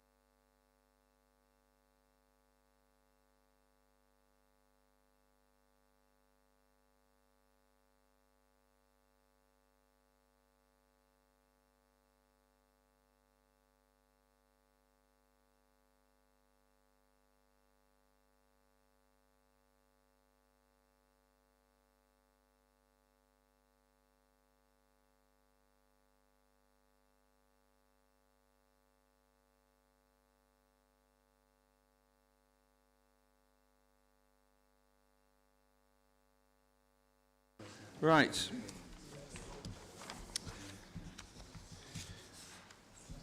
Are we all sorted with drinks and had a bit of fresh air? We'll carry on the next part of the session with item C, which is the application by CEA and JM Dale at Captain's Barn Farm, Leek Road, Stoke-on-Trent, postcode ST3 5BE, and the reference is SCC/23/0051/full/major, MAJ. Who's going to take this one? David. David. Okay, thank you, David.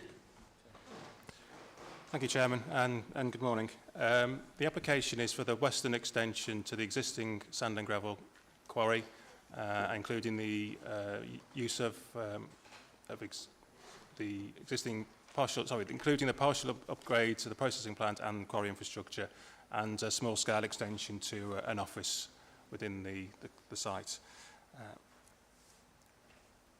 Planning permission was first granted on appeal in 2026 for the extraction of sand and gravel. The latest permission for the sites was granted in 2021.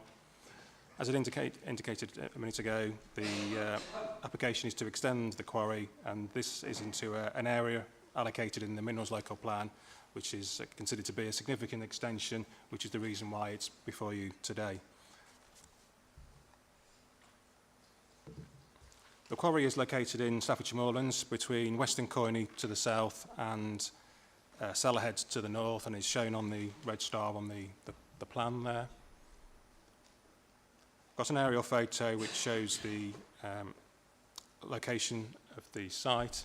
So the red area on the plan is the extension, and you can see the current extraction area there, and then the extension.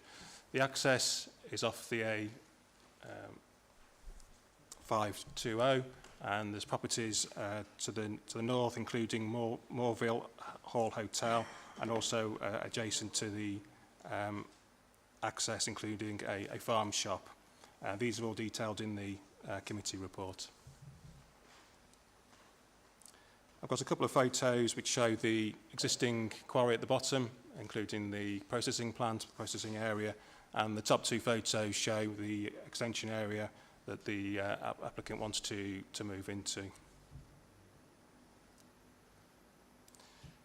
So the proposal is detailed briefly on the slide. The area contains about 2.7 million tonnes of sand and gravel, which would be extracted over a 20-year period, and is proposed to continue extracting within the extension at the same depth as the existing quarry. The applicant wants to increase the extraction rate from 100,000 tonnes to 200,000 tonnes per annum. The upgrade to the processing plant includes a replacement barrel washer, a 3-deck screen, and a sand plant. And the changes to this plant are within the confines of the existing processing plant, which is in the centre of the site, which will be shown on the next slide. The office extension measures approximately 6 metres by 4.8 metres and matches the existing office. The office has a temporary permission and will be removed following the cessation of mineral extraction. So this is a plan provided by the applicant in terms of the phasing. So it shows the existing operations and the proposed operations. So the proposed operations are in the red area there with the lines. So the applicant wants to move from the current phase directly into the phase there, sorry. And then the black arrows show the direction of mineral extraction within that area. So the processing plant, as I mentioned, is in that area there. So within the existing quarry, is in the centre of the site, and is screened from the surrounding properties. The concept restoration master plan shown on the slide includes agricultural grassland, conservation grassland, woodland, and areas of grassland and scrub. The restoration of the existing quarry is to agriculture and woodland, This application was submitted before the requirement for biodiversity net gain, but the applicant has indicated that it would exceed the 10% as part of the restoration plan.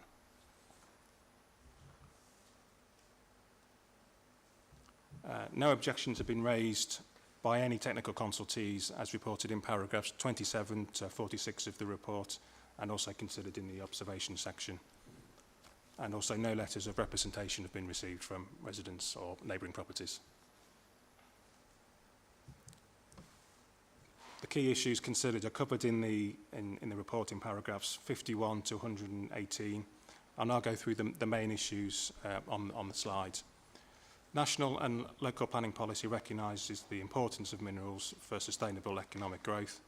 The extension would maintain production at the quarry following the exhaustion of the permitted reserves. The applicant has explained that the extension is required as there are operational issues with the low gravel content of the remaining permitted reserves in the quarry. The proposal is considered to be acceptable given that it would maintain the provision of sand and gravel and is within an allocated site in the Minerals Local Plan. The Mineral Local Plan includes development consideration for each of these allocated sites, and proposals should address these considerations. Paragraph 64 of the report includes a table which summarises how these considerations have been addressed by the applicant and also by consultees. It's concluded that the applicant has satisfactorily addressed the development considerations set out in the Minerals Local Plan, subject to the recommended conditions and terms of the Section 106 agreement listed in the report. Moving on to the other matters, including Greenbelt and archaeology, the quarry is in the Greenbelt, and paragraphs 66 to 81 of the report provides the Greenbelt policy context. In 2015, the planning inspector's appeal decision concluded that the quarry would not be an inappropriate form of development in the Greenbelt. Based on this, it is reasonable to conclude that the proposed extension would not significantly affect the openness of the Greenbelt, and that continued temporary operations within the Greenbelt is not an inappropriate form of development. As indicated earlier, the application includes partial upgrades to the processing plant and infrastructure, together with a small-scale office extension. The processing plant was also considered at the appeal and was considered acceptable. So again, on this basis, the update replacement would also be acceptable. In 2019, planning permission was granted for the replacement of a porter cabin with a newer office. There were very special circumstances, including that the development would be ancillary to the quarry. The use would be limited to the life of the quarry, and the building would be screened with landscaping and screening runs. The very special circumstances, therefore, remain the same. Given the scale and nature of the location, it's not considered necessary to refer this application to the Secretary of State before granting planning permission. Conditions have been included to require the processing plant and the office to be tied to the operational life of the quarry and to be well maintained.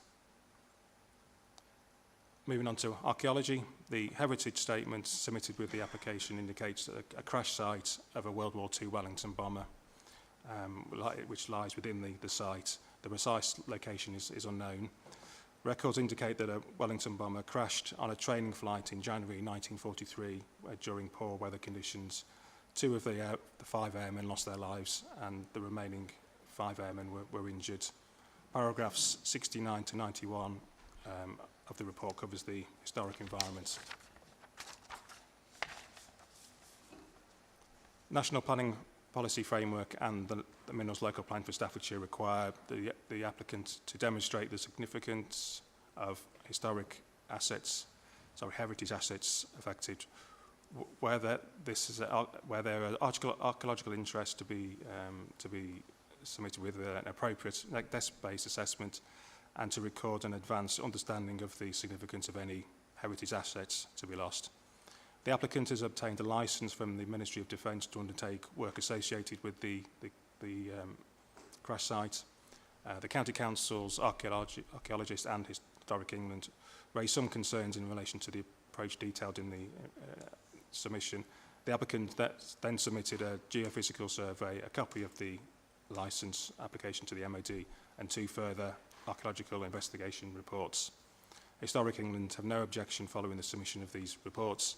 The County Council's archaeologists' view is that it would seem unlikely that there be significant remains associated with the crashed aircraft. The committee report indicates that the archaeologist recommended a written scheme of archaeological investigation should be submitted. The county colleges have subsequently confirmed that the scheme submitted in the heritage statement of the environmental statement is sufficient. It's reasonable to conclude that that subject to the conditions, the proposed development would not have an unacceptable or material harmful impact. Moving on to the final point on the slide, the application includes the existing quarry.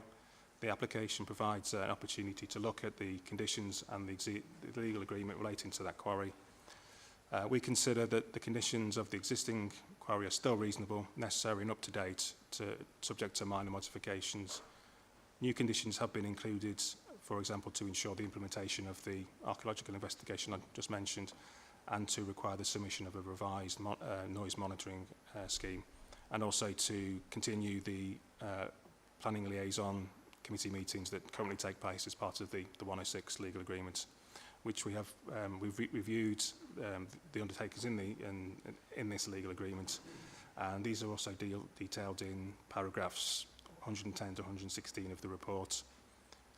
It is considered that several of the original undertakings within the earlier legal agreements are no longer required. For example, reiterating the site should be restored in accordance with the conditions on the previous permissions, and these are also detailed in paragraphs 117 of the report. Undertakings are recommended in the report to require membership of the Mineral Projects Association and its Restoration Guarantee Fund, and to require 5 years aftercare for the nature conservation areas within the proposed restoration scheme. The proposal accords with the development plan and represents sustainable development, and there are no clear and convincing reasons why the permission should not be granted. The recommendation is to permit, subject to the signing of a 106 agreement and conditions and the informatives listed in the report and pages 170 to 178. Thank you, Chairman. That concludes my presentation. Thank you, David. We have no speakers objecting either from the general public or from the parish council. We do have one speaker in support, and that is Andy Karp in person. Would you like to come forwards?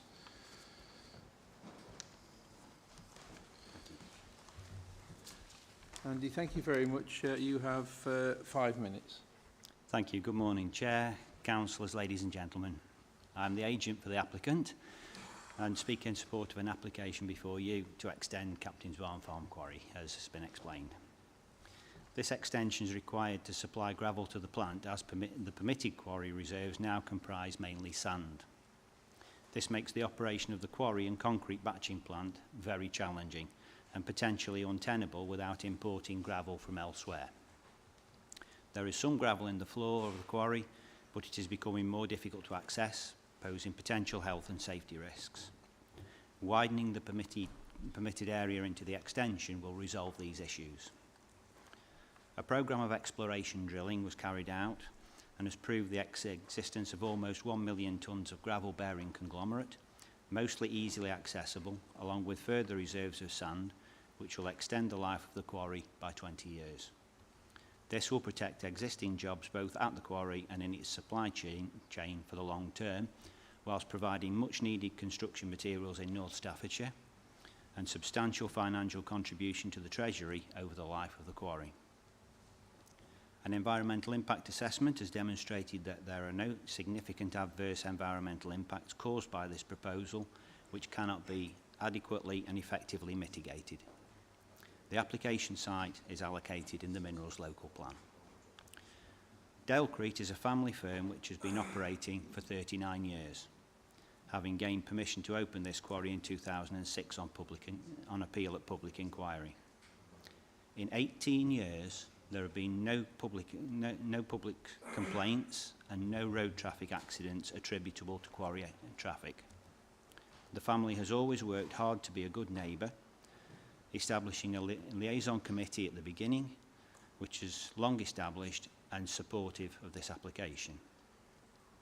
From an environmental perspective, the applicants are enthusiastic custodians of the land they own, very much aware of the need for conservation and enhancement. A 500-metre length of native trees has been planted 5 years ago along the western edge of the extension area, in addition to an area of 4.6 acres of farmland set aside for nature conservation ahead of this application. These are not conditional upon the grant of planning permission. The trees will provide visual screening from the northwest. Plans are in place for habitat enhancement in the set-aside area to include tree planting, wildflower meadow and small ponds, forming a green corridor extending westwards from Creswell's Peace local wildlife site. The quarry itself will be restored to some 70% agriculture and 30% nature conservation and habitat creation. I therefore respectfully ask that the committee grants the planning application for this modest extension application. Thank you. Thank you very much. Bang on. Oh, showing 5 minutes. Okay, we've got two members who want to speak, Caroline and then Richard. Thank you, Mr. Chairman. Firstly, I'd like to apologise to the applicants that 18 years ago they had to go to appeal for this site. So obviously something went wrong there within the system. The only question I've got is about the 70 decibels for the 8-week period. I just would like a little more information on that. It states for 8 weeks essential noise works to be conducted, taking it from 67 decibels to 70. Could you tell me why it's essential and can it be done in the winter months is what I'm really asking the question on. David? The essential works would be starting off the site, so it will be soil stripping, which is obviously high level, and also the creation of a screening bond to the north of the site. It could very well be done in the winter, but it depends on when they're want to start in the works, but that's the main reason for the 70 decibels. Oh, that makes total sense. I thought it was yearly as I read it, because it says per year. So, so if it's just to set up, making it easier, but it does state on page 147, it says 8 weeks per year to allow for essential work. But if it is only setting up the site, would be the setup, but that is a standard condition. So if there were any other temporary works, they would need to comply with that condition. But typically, it would be the setup of the site, soil removal, and that type of activities. I see absolutely no issue with this application then, because especially they've had nothing in 18 years to report. That's wonderful. And they may even discover a World War II plane when they're with their metal detectors, so that could be fun. And again, I'd propose this as officer's recommendation. I think I've been advised that when this plane crashed, and I've had one on, or not me, but my father's had one on the land that we were on, in the war, the RAF do come in and clear all the debris away. So I think it's probably a point at which we sort of think about the 2 airmen more than anything else that lost their lives. Very sad, very sad. Richard Cox. Thank you, Chairman. You said exactly what I would have said about the airmen. I think they're the ones that we would consider. But this report and the recommendation are absolutely sound. And I was going to propose, but I will happy to second it. Happy to second it. So I'll take that as a proposal from Carolyn Trowbridge and seconded by Richard Cox.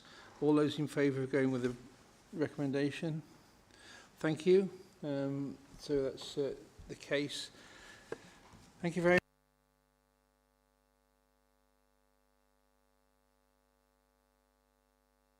And we'll move on now, please, to item D, the application for the reopening of disused Etruria Mall at Bradwell West Quarry, reference SCC stroke 23 stroke 0020 stroke FULL stroke MAJ. I would ask that committee, because this has had a lot of airing in the general forum, listen to the presentation by the officers, and then I'd like John just to say a couple of words before we throw it open to the committee. So, who's taking this? Oh, we've got a head man on it, not a woman, head person. Thank you. The proposals involve development of 6 hectares of land within the former clay quarry known as Bradwell West. The site is shown here on the slide, edged red. The site is to the west of the A500 and adjacent to the junction of the A500 with the A527. Vehicular access to the quarry is via the slip road connecting to the A500 dual carriageway. Extraction of clay, Etruria Mall, has taken place at the site for more than 70 years. The most recent planning permission for the site permitted the winning and working of clay until 31st of December 2004. The quarry was left unrestored. This aerial view shows the other clay extraction sites in the vicinity of Bradwell West Quarry. To the south of the quarry is the clay extraction site known as Chatterley Quarry. So that's the site there, Bradwell West Quarry. To the south is Chatterley Quarry, and to the northwest is also a clay extraction site, Highcar Farm. To the north and west of the quarry is agricultural land and woodland, which has been previously subject to clay working. To the south is Bradwell Wood, significant parts of which are designated as ancient and semi-natural woodland, as well as a site of biological importance. The Chatterley Valley development site is to the east and north of the application site. The application site is separated from that employment site by the A500 road. On part of the agricultural land immediately to the north of the quarry, ponds have been created to provide a receptor site for great crested newts in association with the development of Chatterley Valley for commercial purposes. Permission is sought to reopen Bradwell West Quarry and recommence clay extraction on 6 hectares of land, and then restoration of the land to the original landform with the importation of inert materials. When the applicant acquired the quarry, the remaining clay resource was investigated and a viable resource to supply to clay product manufacturers was confirmed. The proposal consists of the winning and working of 500,000 cubic metres of clay, equating to 950,000 tonnes. The maximum rate of extraction would be 200,000 tonnes per annum, but it is anticipated that the average output would be 150,000 tonnes per annum to allow for fluctuations in market demand. Given the anticipated variations in market demand, the applicant proposes a maximum of 160 HGV movements, 80 in and 80 out per day. Within the quarry, it would be necessary to stockpile clay and to create a lagoon for the drainage of surface water. The applicant's agent has clarified that there would be little scope for progressive backfilling until mineral extraction has been completed. It is proposed that some 950,000 tonnes of infill material would be required to restore the quarry to original ground levels once mineral extraction has been completed. The type of materials proposed to be imported as backfill would be restricted to inert and predominantly construction and demolition waste. Mineral extraction could be completed within 7 years, followed by another 7 years of backfill with imported materials. Restoration would involve the import of restoration materials once mineral extraction is ceased and would be subject to an environmental permit from the Environment Agency. Proposals would involve extending current excavations from north to south to a depth of 130 metres above ordnance datum. The limit of the quarry excavation would be restricted so that there is a minimum 10 metre standoff from the boundary of the site.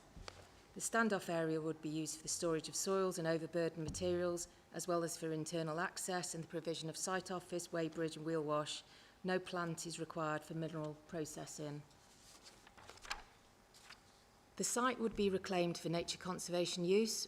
Creation of a landform is proposed that complements the adjacent woodland Bradwell Wood. Broad-leaved woodland is proposed with woodland scrub, grassland and wetland with reed beds.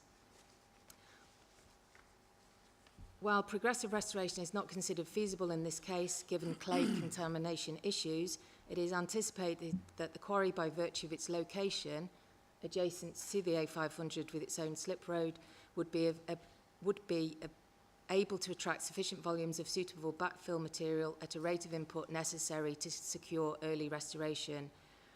As with other similar quarries, it would be recommended that regular topographical surveys are required to monitor progress with the formation of the restored landform. The applicant has agreed to enter a restoration bond arrangement with the council for the avoidance of any doubt over the delivery of a final acceptable restoration scheme. This approach is long established principle in mineral planning. In addition, whilst this application is not subject to the mandatory requirements for biodiversity net gain introduced under the Environment Act, the applicant has confirmed that they would accept an additional 5 years aftercare period for those parts of the quarry to be established for nature conservation purposes, which would mean that once the quarry is restored, habitat would be managed for 10 years in total. These photographs show views across Bradwell West Quarry, a view towards the site entrance and the wheel wash, stockpile clay and the lagoon for drainage of surface water, and access tracks around the site.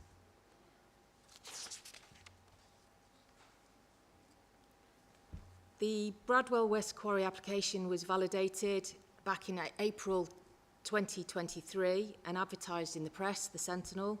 Consultations were undertaken in accordance with our statement of community involvement. Delays in determination of this application were as a result of additional information being requested by statutory consultees, including Newcastle Borough Council Environmental Health and Cadent Gas, in addition to our own environmental advice team. Following receipt of this additional information from the applicant, subsequent reconsultation with the relevant statutory consultees, and then receiving responses back from statutory consultees, August 2024 Planning Committee is the first available committee to determine the application. No objections have been received from technical consultees. Conditions are recommended. Newcastle Borough Council Environmental Health and Stoke-on-Trent City Council recommend conditions restricting waste types and mitigation measures for noise and dust management, including monitoring. The Environment Agency require an environmental permit for the restoration activities, including the appropriate testing before waste is brought on site to ensure imported waste is inert. And national highways require a daily HGV limit of 80 in and 80 out, 160 movements. During the processing of the application and prior to the committee report being published, 3 representations were received. The concerns raised were commencement of excavations prior to determination of application, problems with mud on public highway, and great crested newts on adjoining land. The applicant's agent undertook a public consultation prior to submitting the application in April 2023, which generated 40 responses.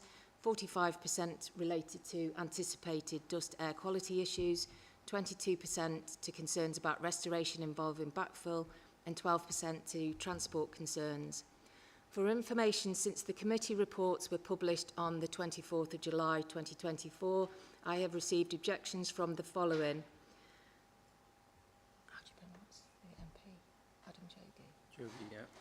From Adam Jogi, MP for Newcastle-under-Lyme. The letter was received yesterday, the 31st of July 2024.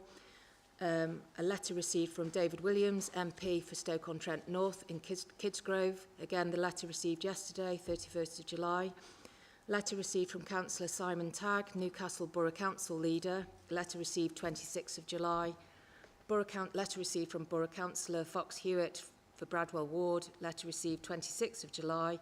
And a letter received from Borough Councillor Leslie Richards for Bradwell Ward. Letter received 26th of July.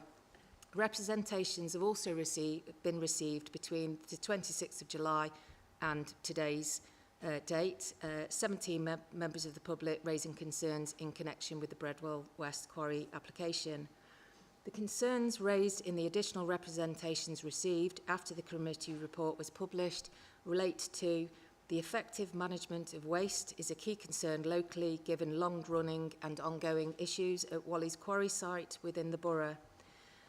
MPs, borough councillors and residents have concerns regarding the monitoring and regulation of operations by the regulatory regime to ensure that any waste site is managed in a way which will prevent harm to local communities given ongoing issues at Wally's Quarry site within the borough. The reputation track record of the proposed operator is also a key concern locally. Increased traffic and associated air quality and dust concerns are raised, and representations also considered the risks associated with the application far outweigh the economic benefits that the clay extraction would provide. The report considers the following key issues: need for the clay, principle of proposed restoration involving the import of inert waste, restoration materials, protecting the greenbelt, other matters arising from consultation responses, representations, and the need for a Section 106 legal agreement. In respect of need for the clay, referring to the British Geological Survey's report Stoke-on-Trent, a geological background for planning and development, clays in the Etruria Formation are identified as the favoured source of raw material for brick manufacture. In consideration of the remaining brick clay resources for the area, which are limited due to the extent of historic workings and built development, the report identifies the location of the application site as one of the main clay Etruria Marl resource areas in North Staffordshire. The Minerals Local Plan for Staffordshire acknowledges that the Etruria Formation is the principal brick clay resource in the county and is recognised nationally as a premium clay resource. The Mineral Local Plan also acknowledges that the Etruria Formation is used by clay product works outside the county. The Sandown Works in Walsall, as operated by Wienerberger, imports clay from Staffordshire to sustain production at the works.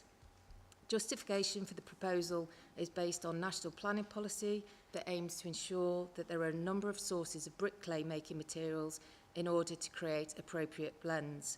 7 copies of letters of support for the proposal from the industry have been provided. These letters suggest that the clay from the Etruria Formation is in very short supply, with no other remaining independent operational quarries able to supply.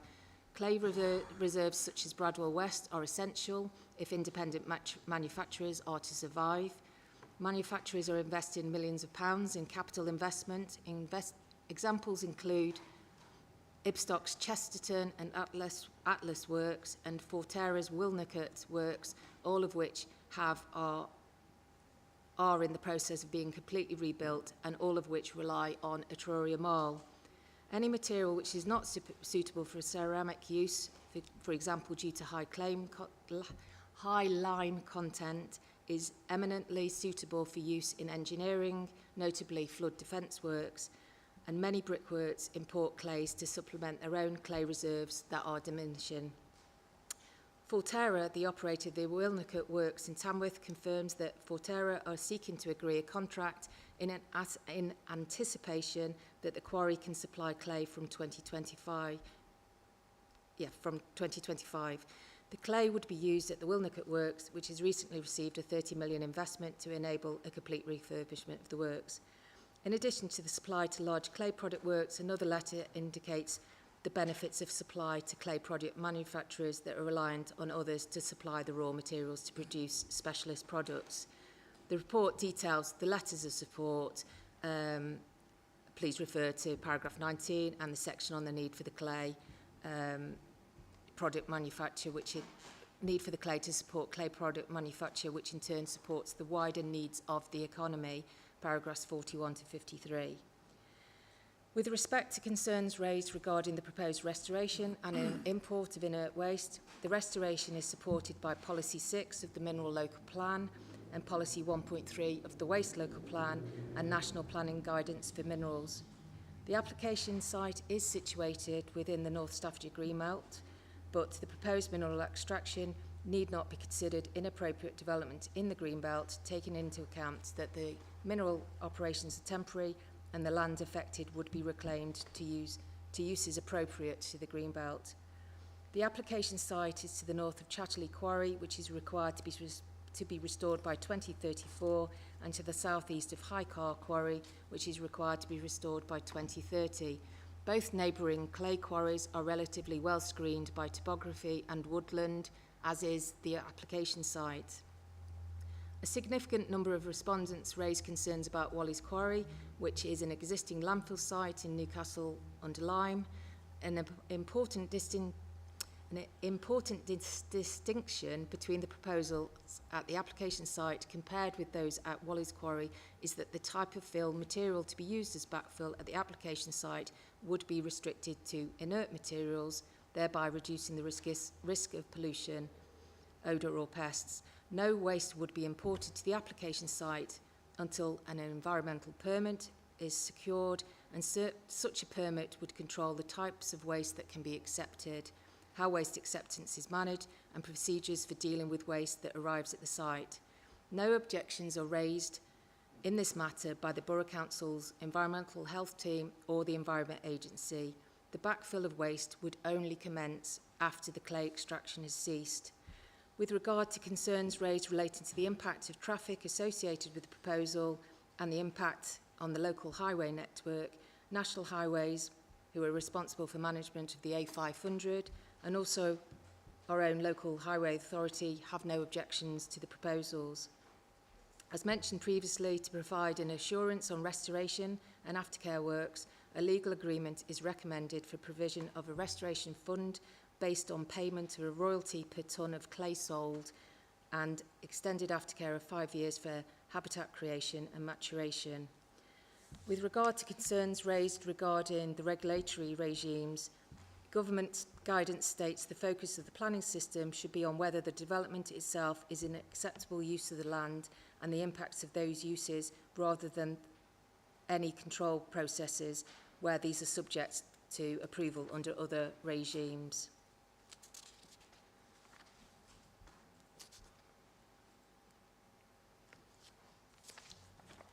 Overall, as an exercise of judgment, taking the relevant up-to-date development plan policies as a whole, having given consideration to the application, the supporting information, including the information subsequently received, the consultee comments, the representations and other material considerations, it's reasonable to conclude that the proposed development accords with the development plan and as such represents sustainable development, and there are no clear and convincing reasons to indicate that the application for planning permission should not be permitted. The recommendation, therefore, is to permit the proposed development subject to the conditions and informatives listed in the report and the applicant signing a Section 106 legal agreement. Thank you, Chair. That ends my presentation. Thank you, Julie. We've got one speaker in support, and that is Chris Hefferman. Is Chris here? Yeah, he said he would be here to online. You're online. So apologies. I was looking for you in the room, but you are in the room now. I understand that you want to just take questions rather than do a presentation, or do you want to do a presentation? Sorry, thank you, Chair. Yeah, I'm here to answer questions where it's helpful for members. I have nothing to add beyond the officer's robust and comprehensive report, and I agree with their recommendations entirely. Okay, thank you. Now, I do feel as Chair I've had communications from, we'll start at the Newcastle-under-Lyme, Councillor Tagg is very concerned. A lot of his letter is as leader, he's comparing the Wally's quarry problems, and he doesn't want those to be sort of carrying on to this. But we do know, as planning officers, we're here to look at this application as it stands. So please remember that, members. I've had, as Julie said, representation from Adam Joji, who is the new MP. Again, he's very concerned. He did leave. I couldn't quite understand it. A technical point around exploring a preclusive condition. So when we start, first question is what does that mean? It sort of confuses me slightly. And finally, as has been mentioned, David Williams MP, who's the neighbouring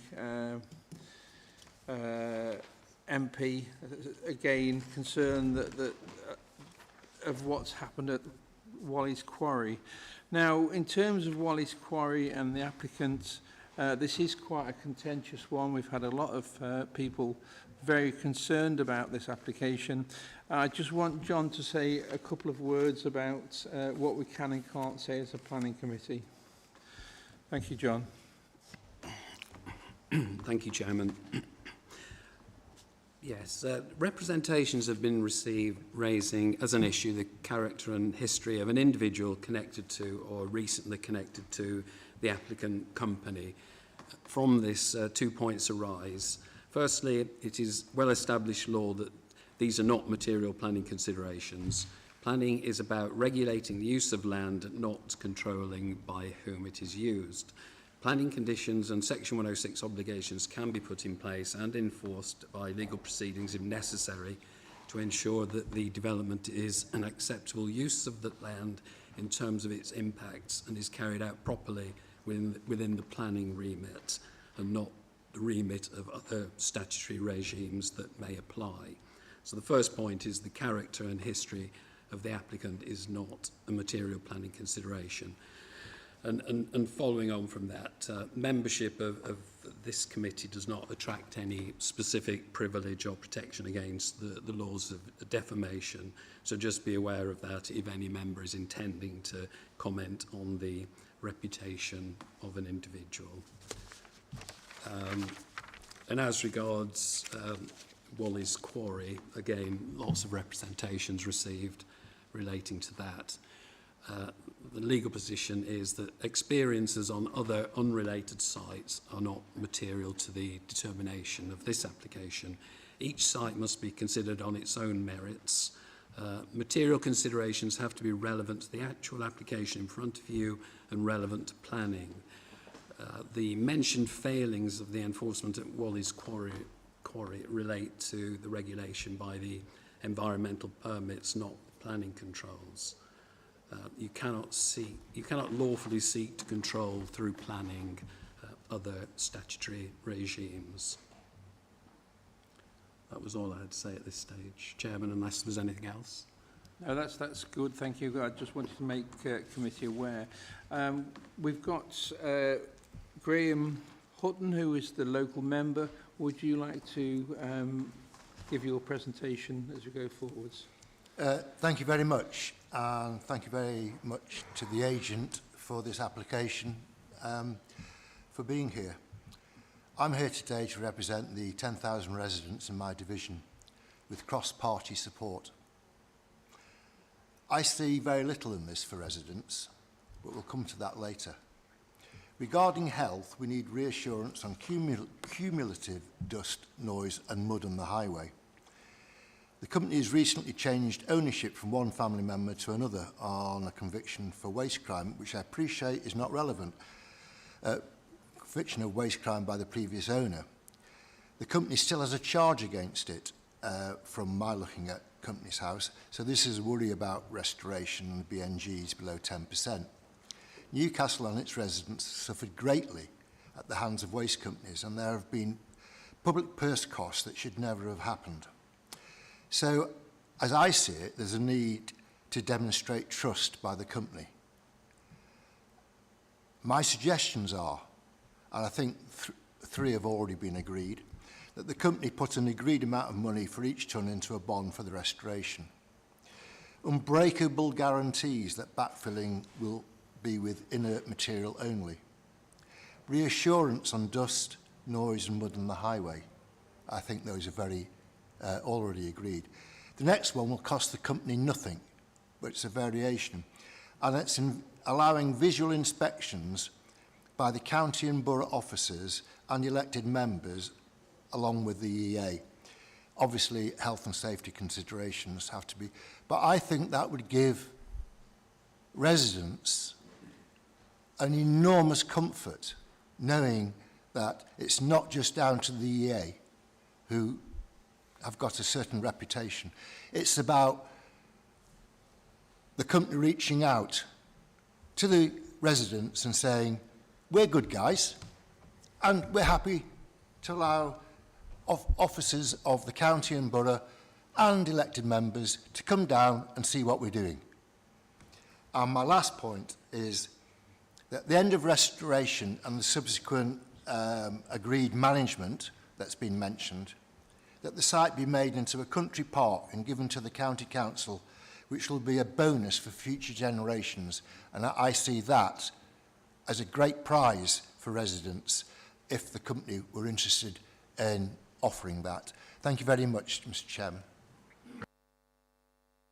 Thank you, Graham. Right, I'm just Julie, have you found the answer to the MP's question? And then we'll throw it open to the committee. Mr. Chairman, can we see those letters so that we understand the whole thing? Is there a way to show the letters to the members? They've only just come in. Do you want us to read them out? Which letters do you want reading out?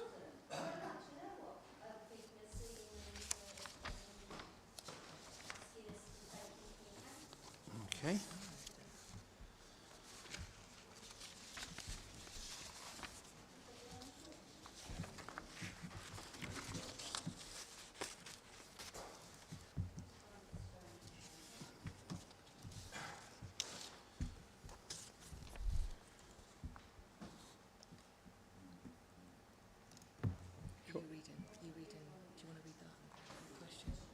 I'm just going to get all five of them up.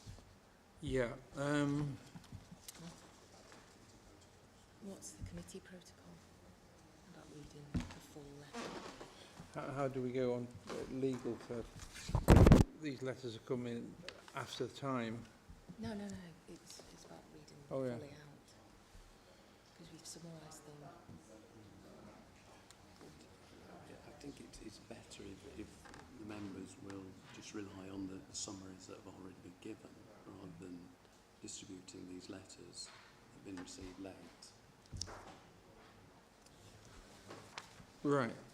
Oh. The Simon Times letter summarises it all, as does the MPs, so you could read both of those if you wanted. Right.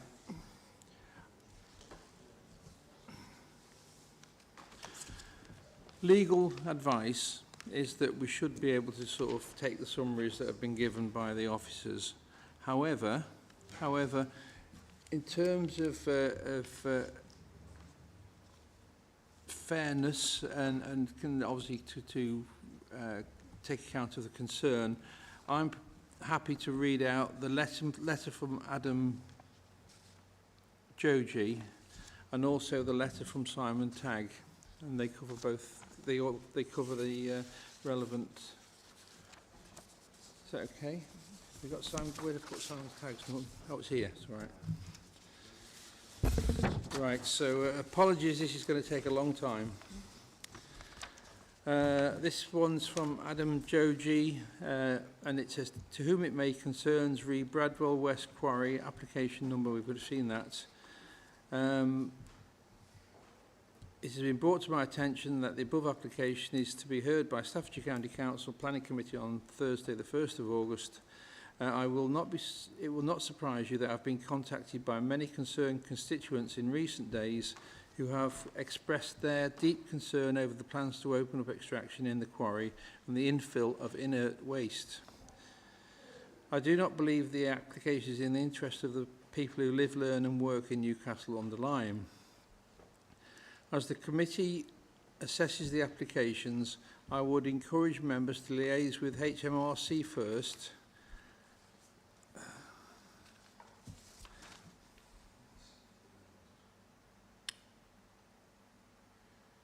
I'm not happy reading this out.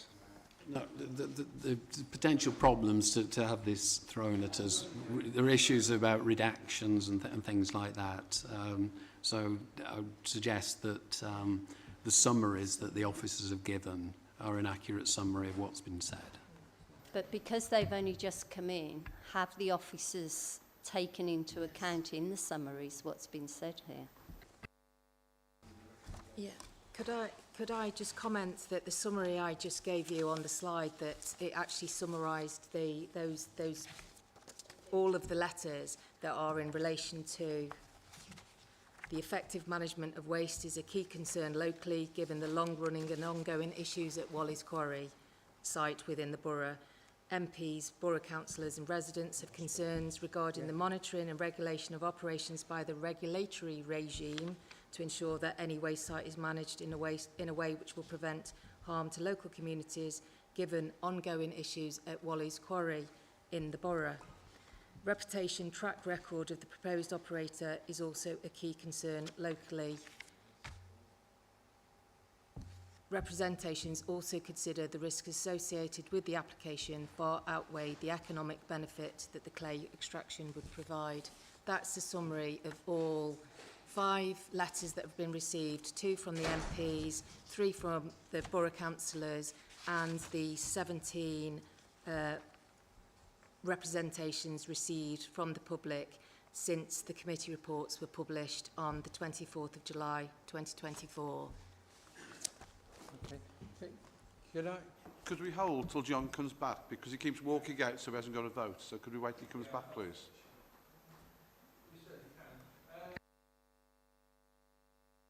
David, you want to say something on the process? I was only going to say, Chairman, that we are dealing with an application in exactly the same way we would deal with any application, which is for the reopening of a disused existing quarry. We have got very extensive conditions on how that quarry should be managed, on its observation by various officers. I don't think we've had a mention about a liaison committee, but that may well be useful. It's got to be good news that the quarry is to be reopened and will actually be restored back to a reasonable state so that it's no longer a disused quarry. I suppose I have a slight concern that works that had been done on the quarry before it's reopened, whether the liability for all of that restoration lies with the new owners, or whether there is likely to be some areas of the quarry that remain unrestored. I do accept that the applicant is putting up a bond. I'm interested to know why the applicant wouldn't be bound by the Mineral Products Guarantee Fund, and whether that has a benefit. But we have to be satisfied that the presentation that we've been given by the officers represents a true and fair representation of the application and the operation of the site. And that is the issue before us, and that's the issue that I think we should be considering now. Thank you, Chairman.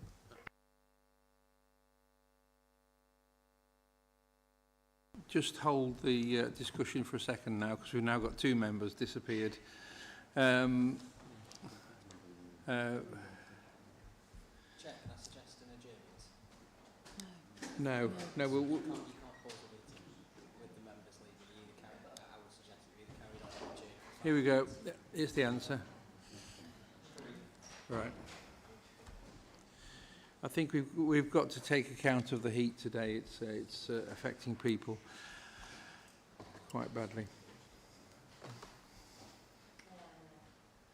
Is he on his way?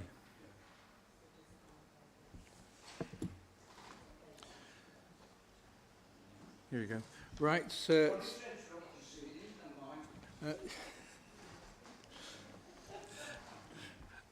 Okay.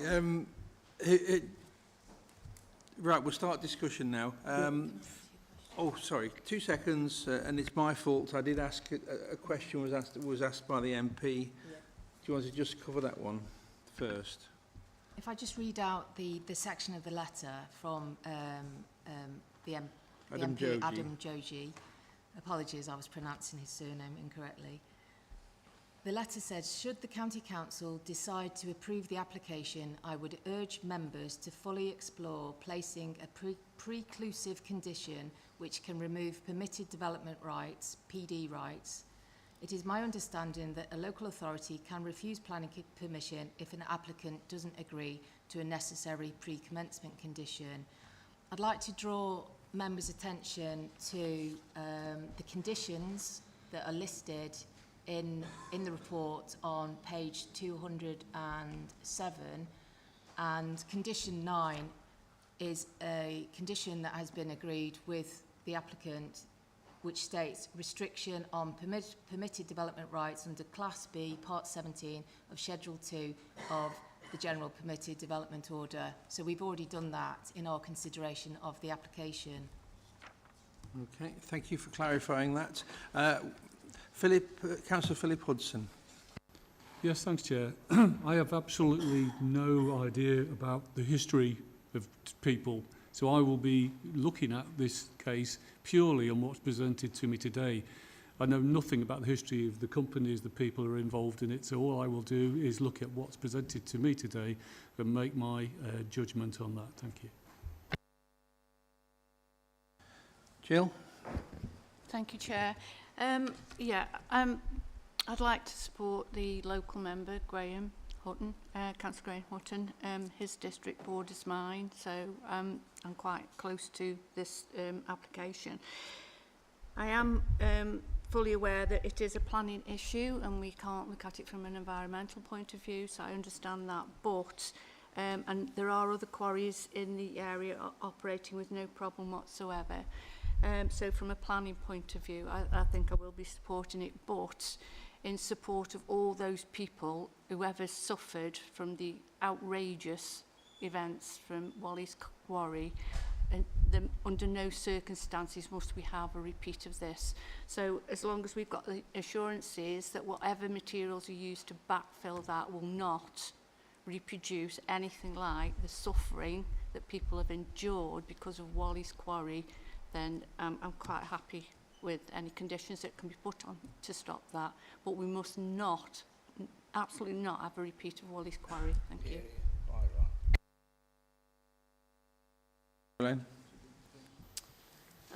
I have a couple of questions, and one's to legal, actually, about what you've just said, mentioning Wally's Quarry and the reason that's why Jill is backing the local councillor. Have we just secured a noose around our neck as far as going to appeal? So that's my question to legal, if we rejected this. And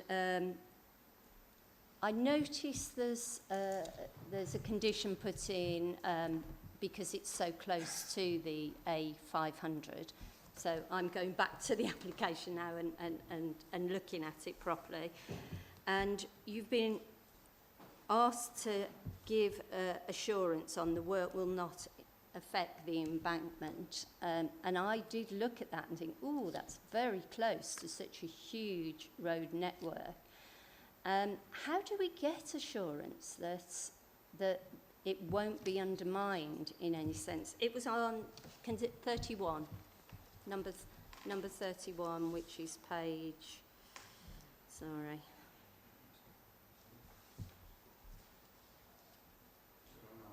209, yeah, thanks. National Highways, no objection, subject to, and then in the last paragraph it says about the embankment.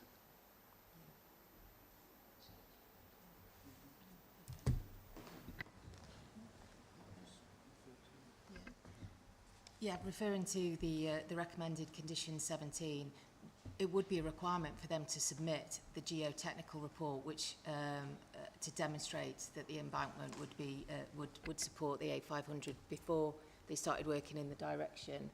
And that's like any other condition that we receive that information before they start work in that area, that we would consult the relevant technical experts. So it's all the conditions that are listed are like any other condition, that they're required to submit the details. We consult on that and consider and approve the scheme, etc. So yeah, so it was the National Highways have got no objection. However, they've asked for the restriction on the vehicle numbers and for the issue, for the submission of a geotechnical report. So it had, yeah, okay. Yes, Councillor, you mentioned an appeal. I wasn't entirely sure what the question was, but if you minded to refuse this application, then you would have to come up with grounds. Purely because you said, please don't refer to other quarries, this is based on this, and then straight away it was because of the issues on Wallace Quarry. Sorry, the word just would not come out.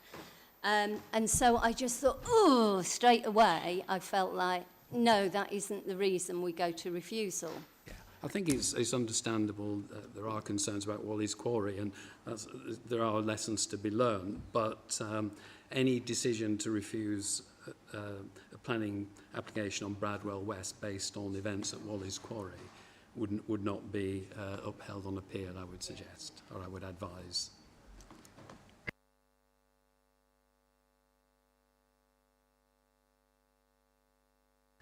Thank you, Chair. Could I just pick up on one of the speakers, Graham Hutton, and he talked about the financial question mark, I guess, on restoration. And he talked about, I think the word was good faith. And really, how do we give assurance to local residents? Could we have a condition that said that a liaison committee will be set up and functional? Could we do that as a condition? As Chair, I know that we've done this before, so officers. Well, I think on one of the other applications there was such a condition, wasn't there? But I'll defer to Julie on that. Has that been considered?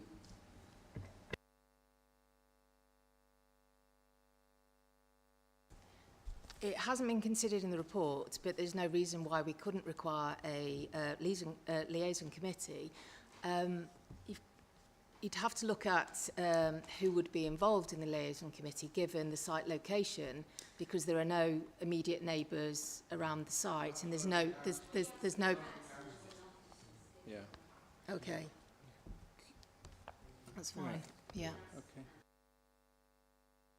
If I may come back on that last comment, for me it's about the local residents and history elsewhere. I won't mention the word. And I thought that Councillor Hutton's pitched it just about right. The Borough Council officers and councillors, because those are the people that represent local residents, and that would help to give them assurance. Thank you.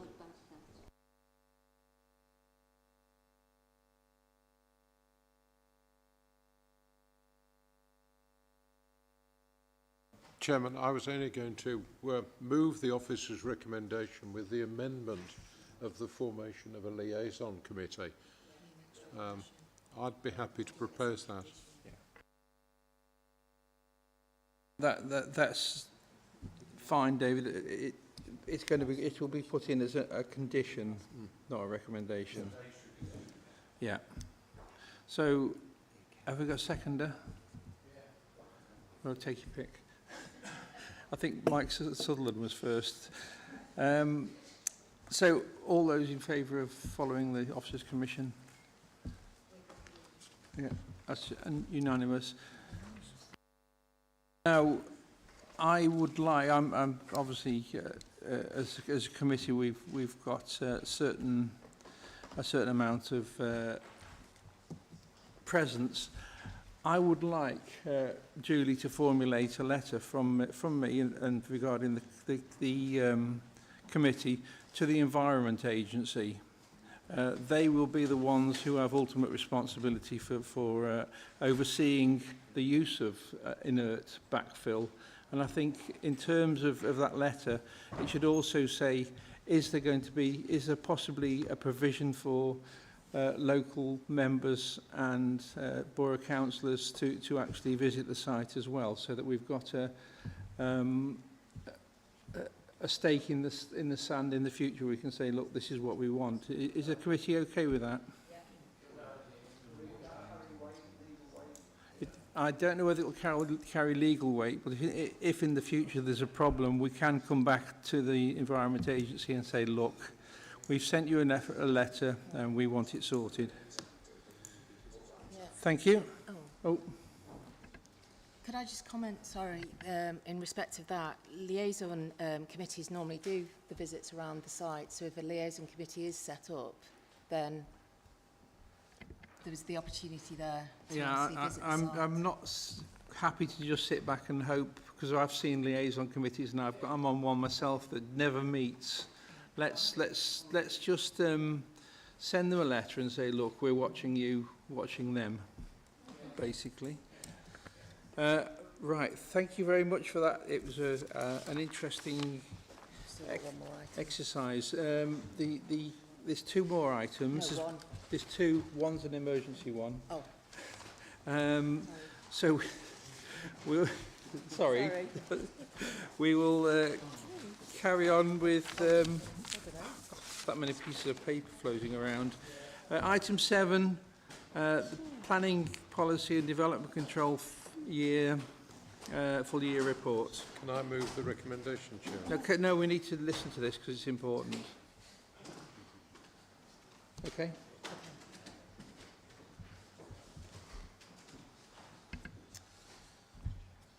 This report is to inform the Planning Committee about our planning development control activities and planning policy making and related matters at the end of 2023-2024. It's quite hard to see that slide, I apologise, but basically in terms of planning development control performance in respect of speed of major development decisions, our performance was 96%. 25 out of 26 applications within time limit or agreed extended period. In respect of quality of major development decisions overturned at appeal, our performance was 2.27%, which was 1 out of 44. In respect of speed, County Council's non-major development decisions, our performance was 90%, 10 out of 11, and in respect of speed of County Council's major development decisions, our performance was 100%, 4 out of 4 within the time limit or agreed extended period. And in respect of delegated decisions, our performance was 75%, 27 out of 36. We've continued to maintain our good performance as demonstrated by the caseload. The number of major development decisions, minerals and waste applications in County Council's own major developments determined in 2023-2024 was up on the previous 3 years, 26 compared to 18, 18 and 24. The number of non-major development decisions, the County Council's own non-major developments determined in 2023-24 was also up on the previous 3 years, 11 compared to 2, 6 and 7. The government and local threshold targets for speed of major and non-major development decisions have largely been achieved as a result of agreed extensions of time. 9 of the 36 applications in 2023-24 were determined by Planning Committee. 75% of the applications were determined under delegated powers compared to 81%, 72% and 87% over the previous 3 years. And in previous years, we've not reported on quality of major or non-major development decisions, as there have been no decisions overturned at appeal. The major development decision overturned at appeal during 23-24 is the Wiston Hall Golf Club, Black Lane, Wiston Waste Planning application, which was refused by Planning Committee on the 9th of June 2022. An appeal was lodged to the Planning Inspectorate in October 22, and the appeal decision was made on the 5th of March 2024. The appeal was allowed, and planning permissions granted subject to 43 planning conditions, including 10 pre-commencement conditions, based on those recommended by planning officers if the appeal were allowed. The County Council is satisfied that there are no grounds to challenge the decision. The overall total number of cases determined, consultations, detailed approvals, non-material amendments, Environment Act submissions, etc., was similar to last year but higher than the 2 years before that. We dealt with 181 cases compared to 184, 135 and 145 in the previous years. This is all detailed in Appendix 4. Notably, there's been a doubling in the amount of detailed pre-application advice provided in 2023-24 compared to last year, so that's 30 compared to 15, which is good because this is a chargeable service. Given the change in government, it's unknown what measures will now be introduced for speed of decision making. The next slide relates to staffing. You'll be pleased to know we've had a recruitment process. Following recent recruitment, we only have 2 vacancies now to fill.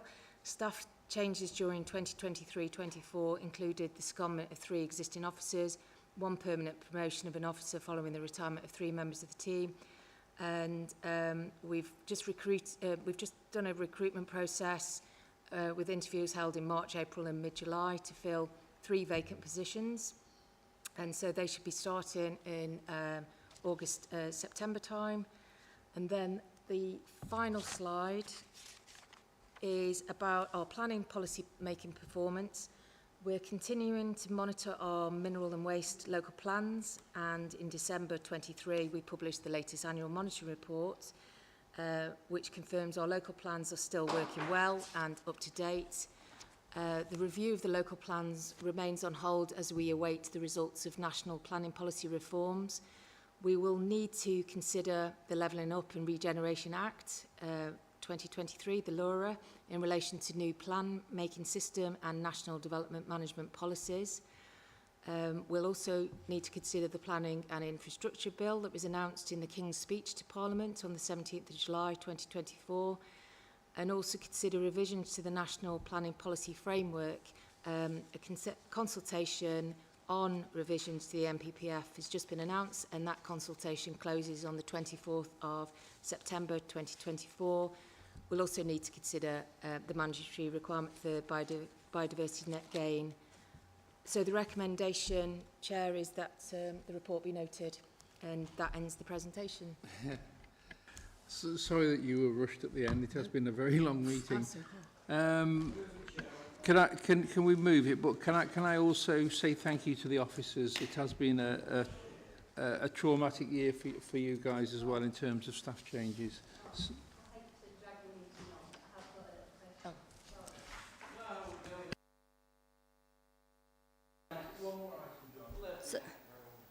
So your decisions in a timely manner, brilliant when you look. But are these like borough ones where you can keep asking for extensions so you do get them in time anyway? Oh, okay. That was all I wanted to know. Thank you. We've got one emergency which refers to a previous item on the agenda.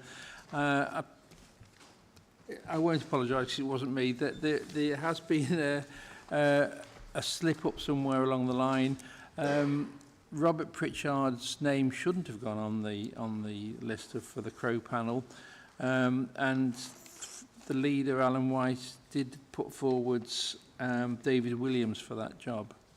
Are we happy as a sorry? Move it, Chairman. Yeah.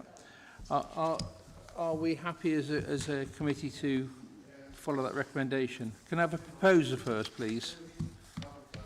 Yeah. proposed by Richard Cox, seconded by Mike Sutherland. Okay. Right, you can all go home now. Thank you very much.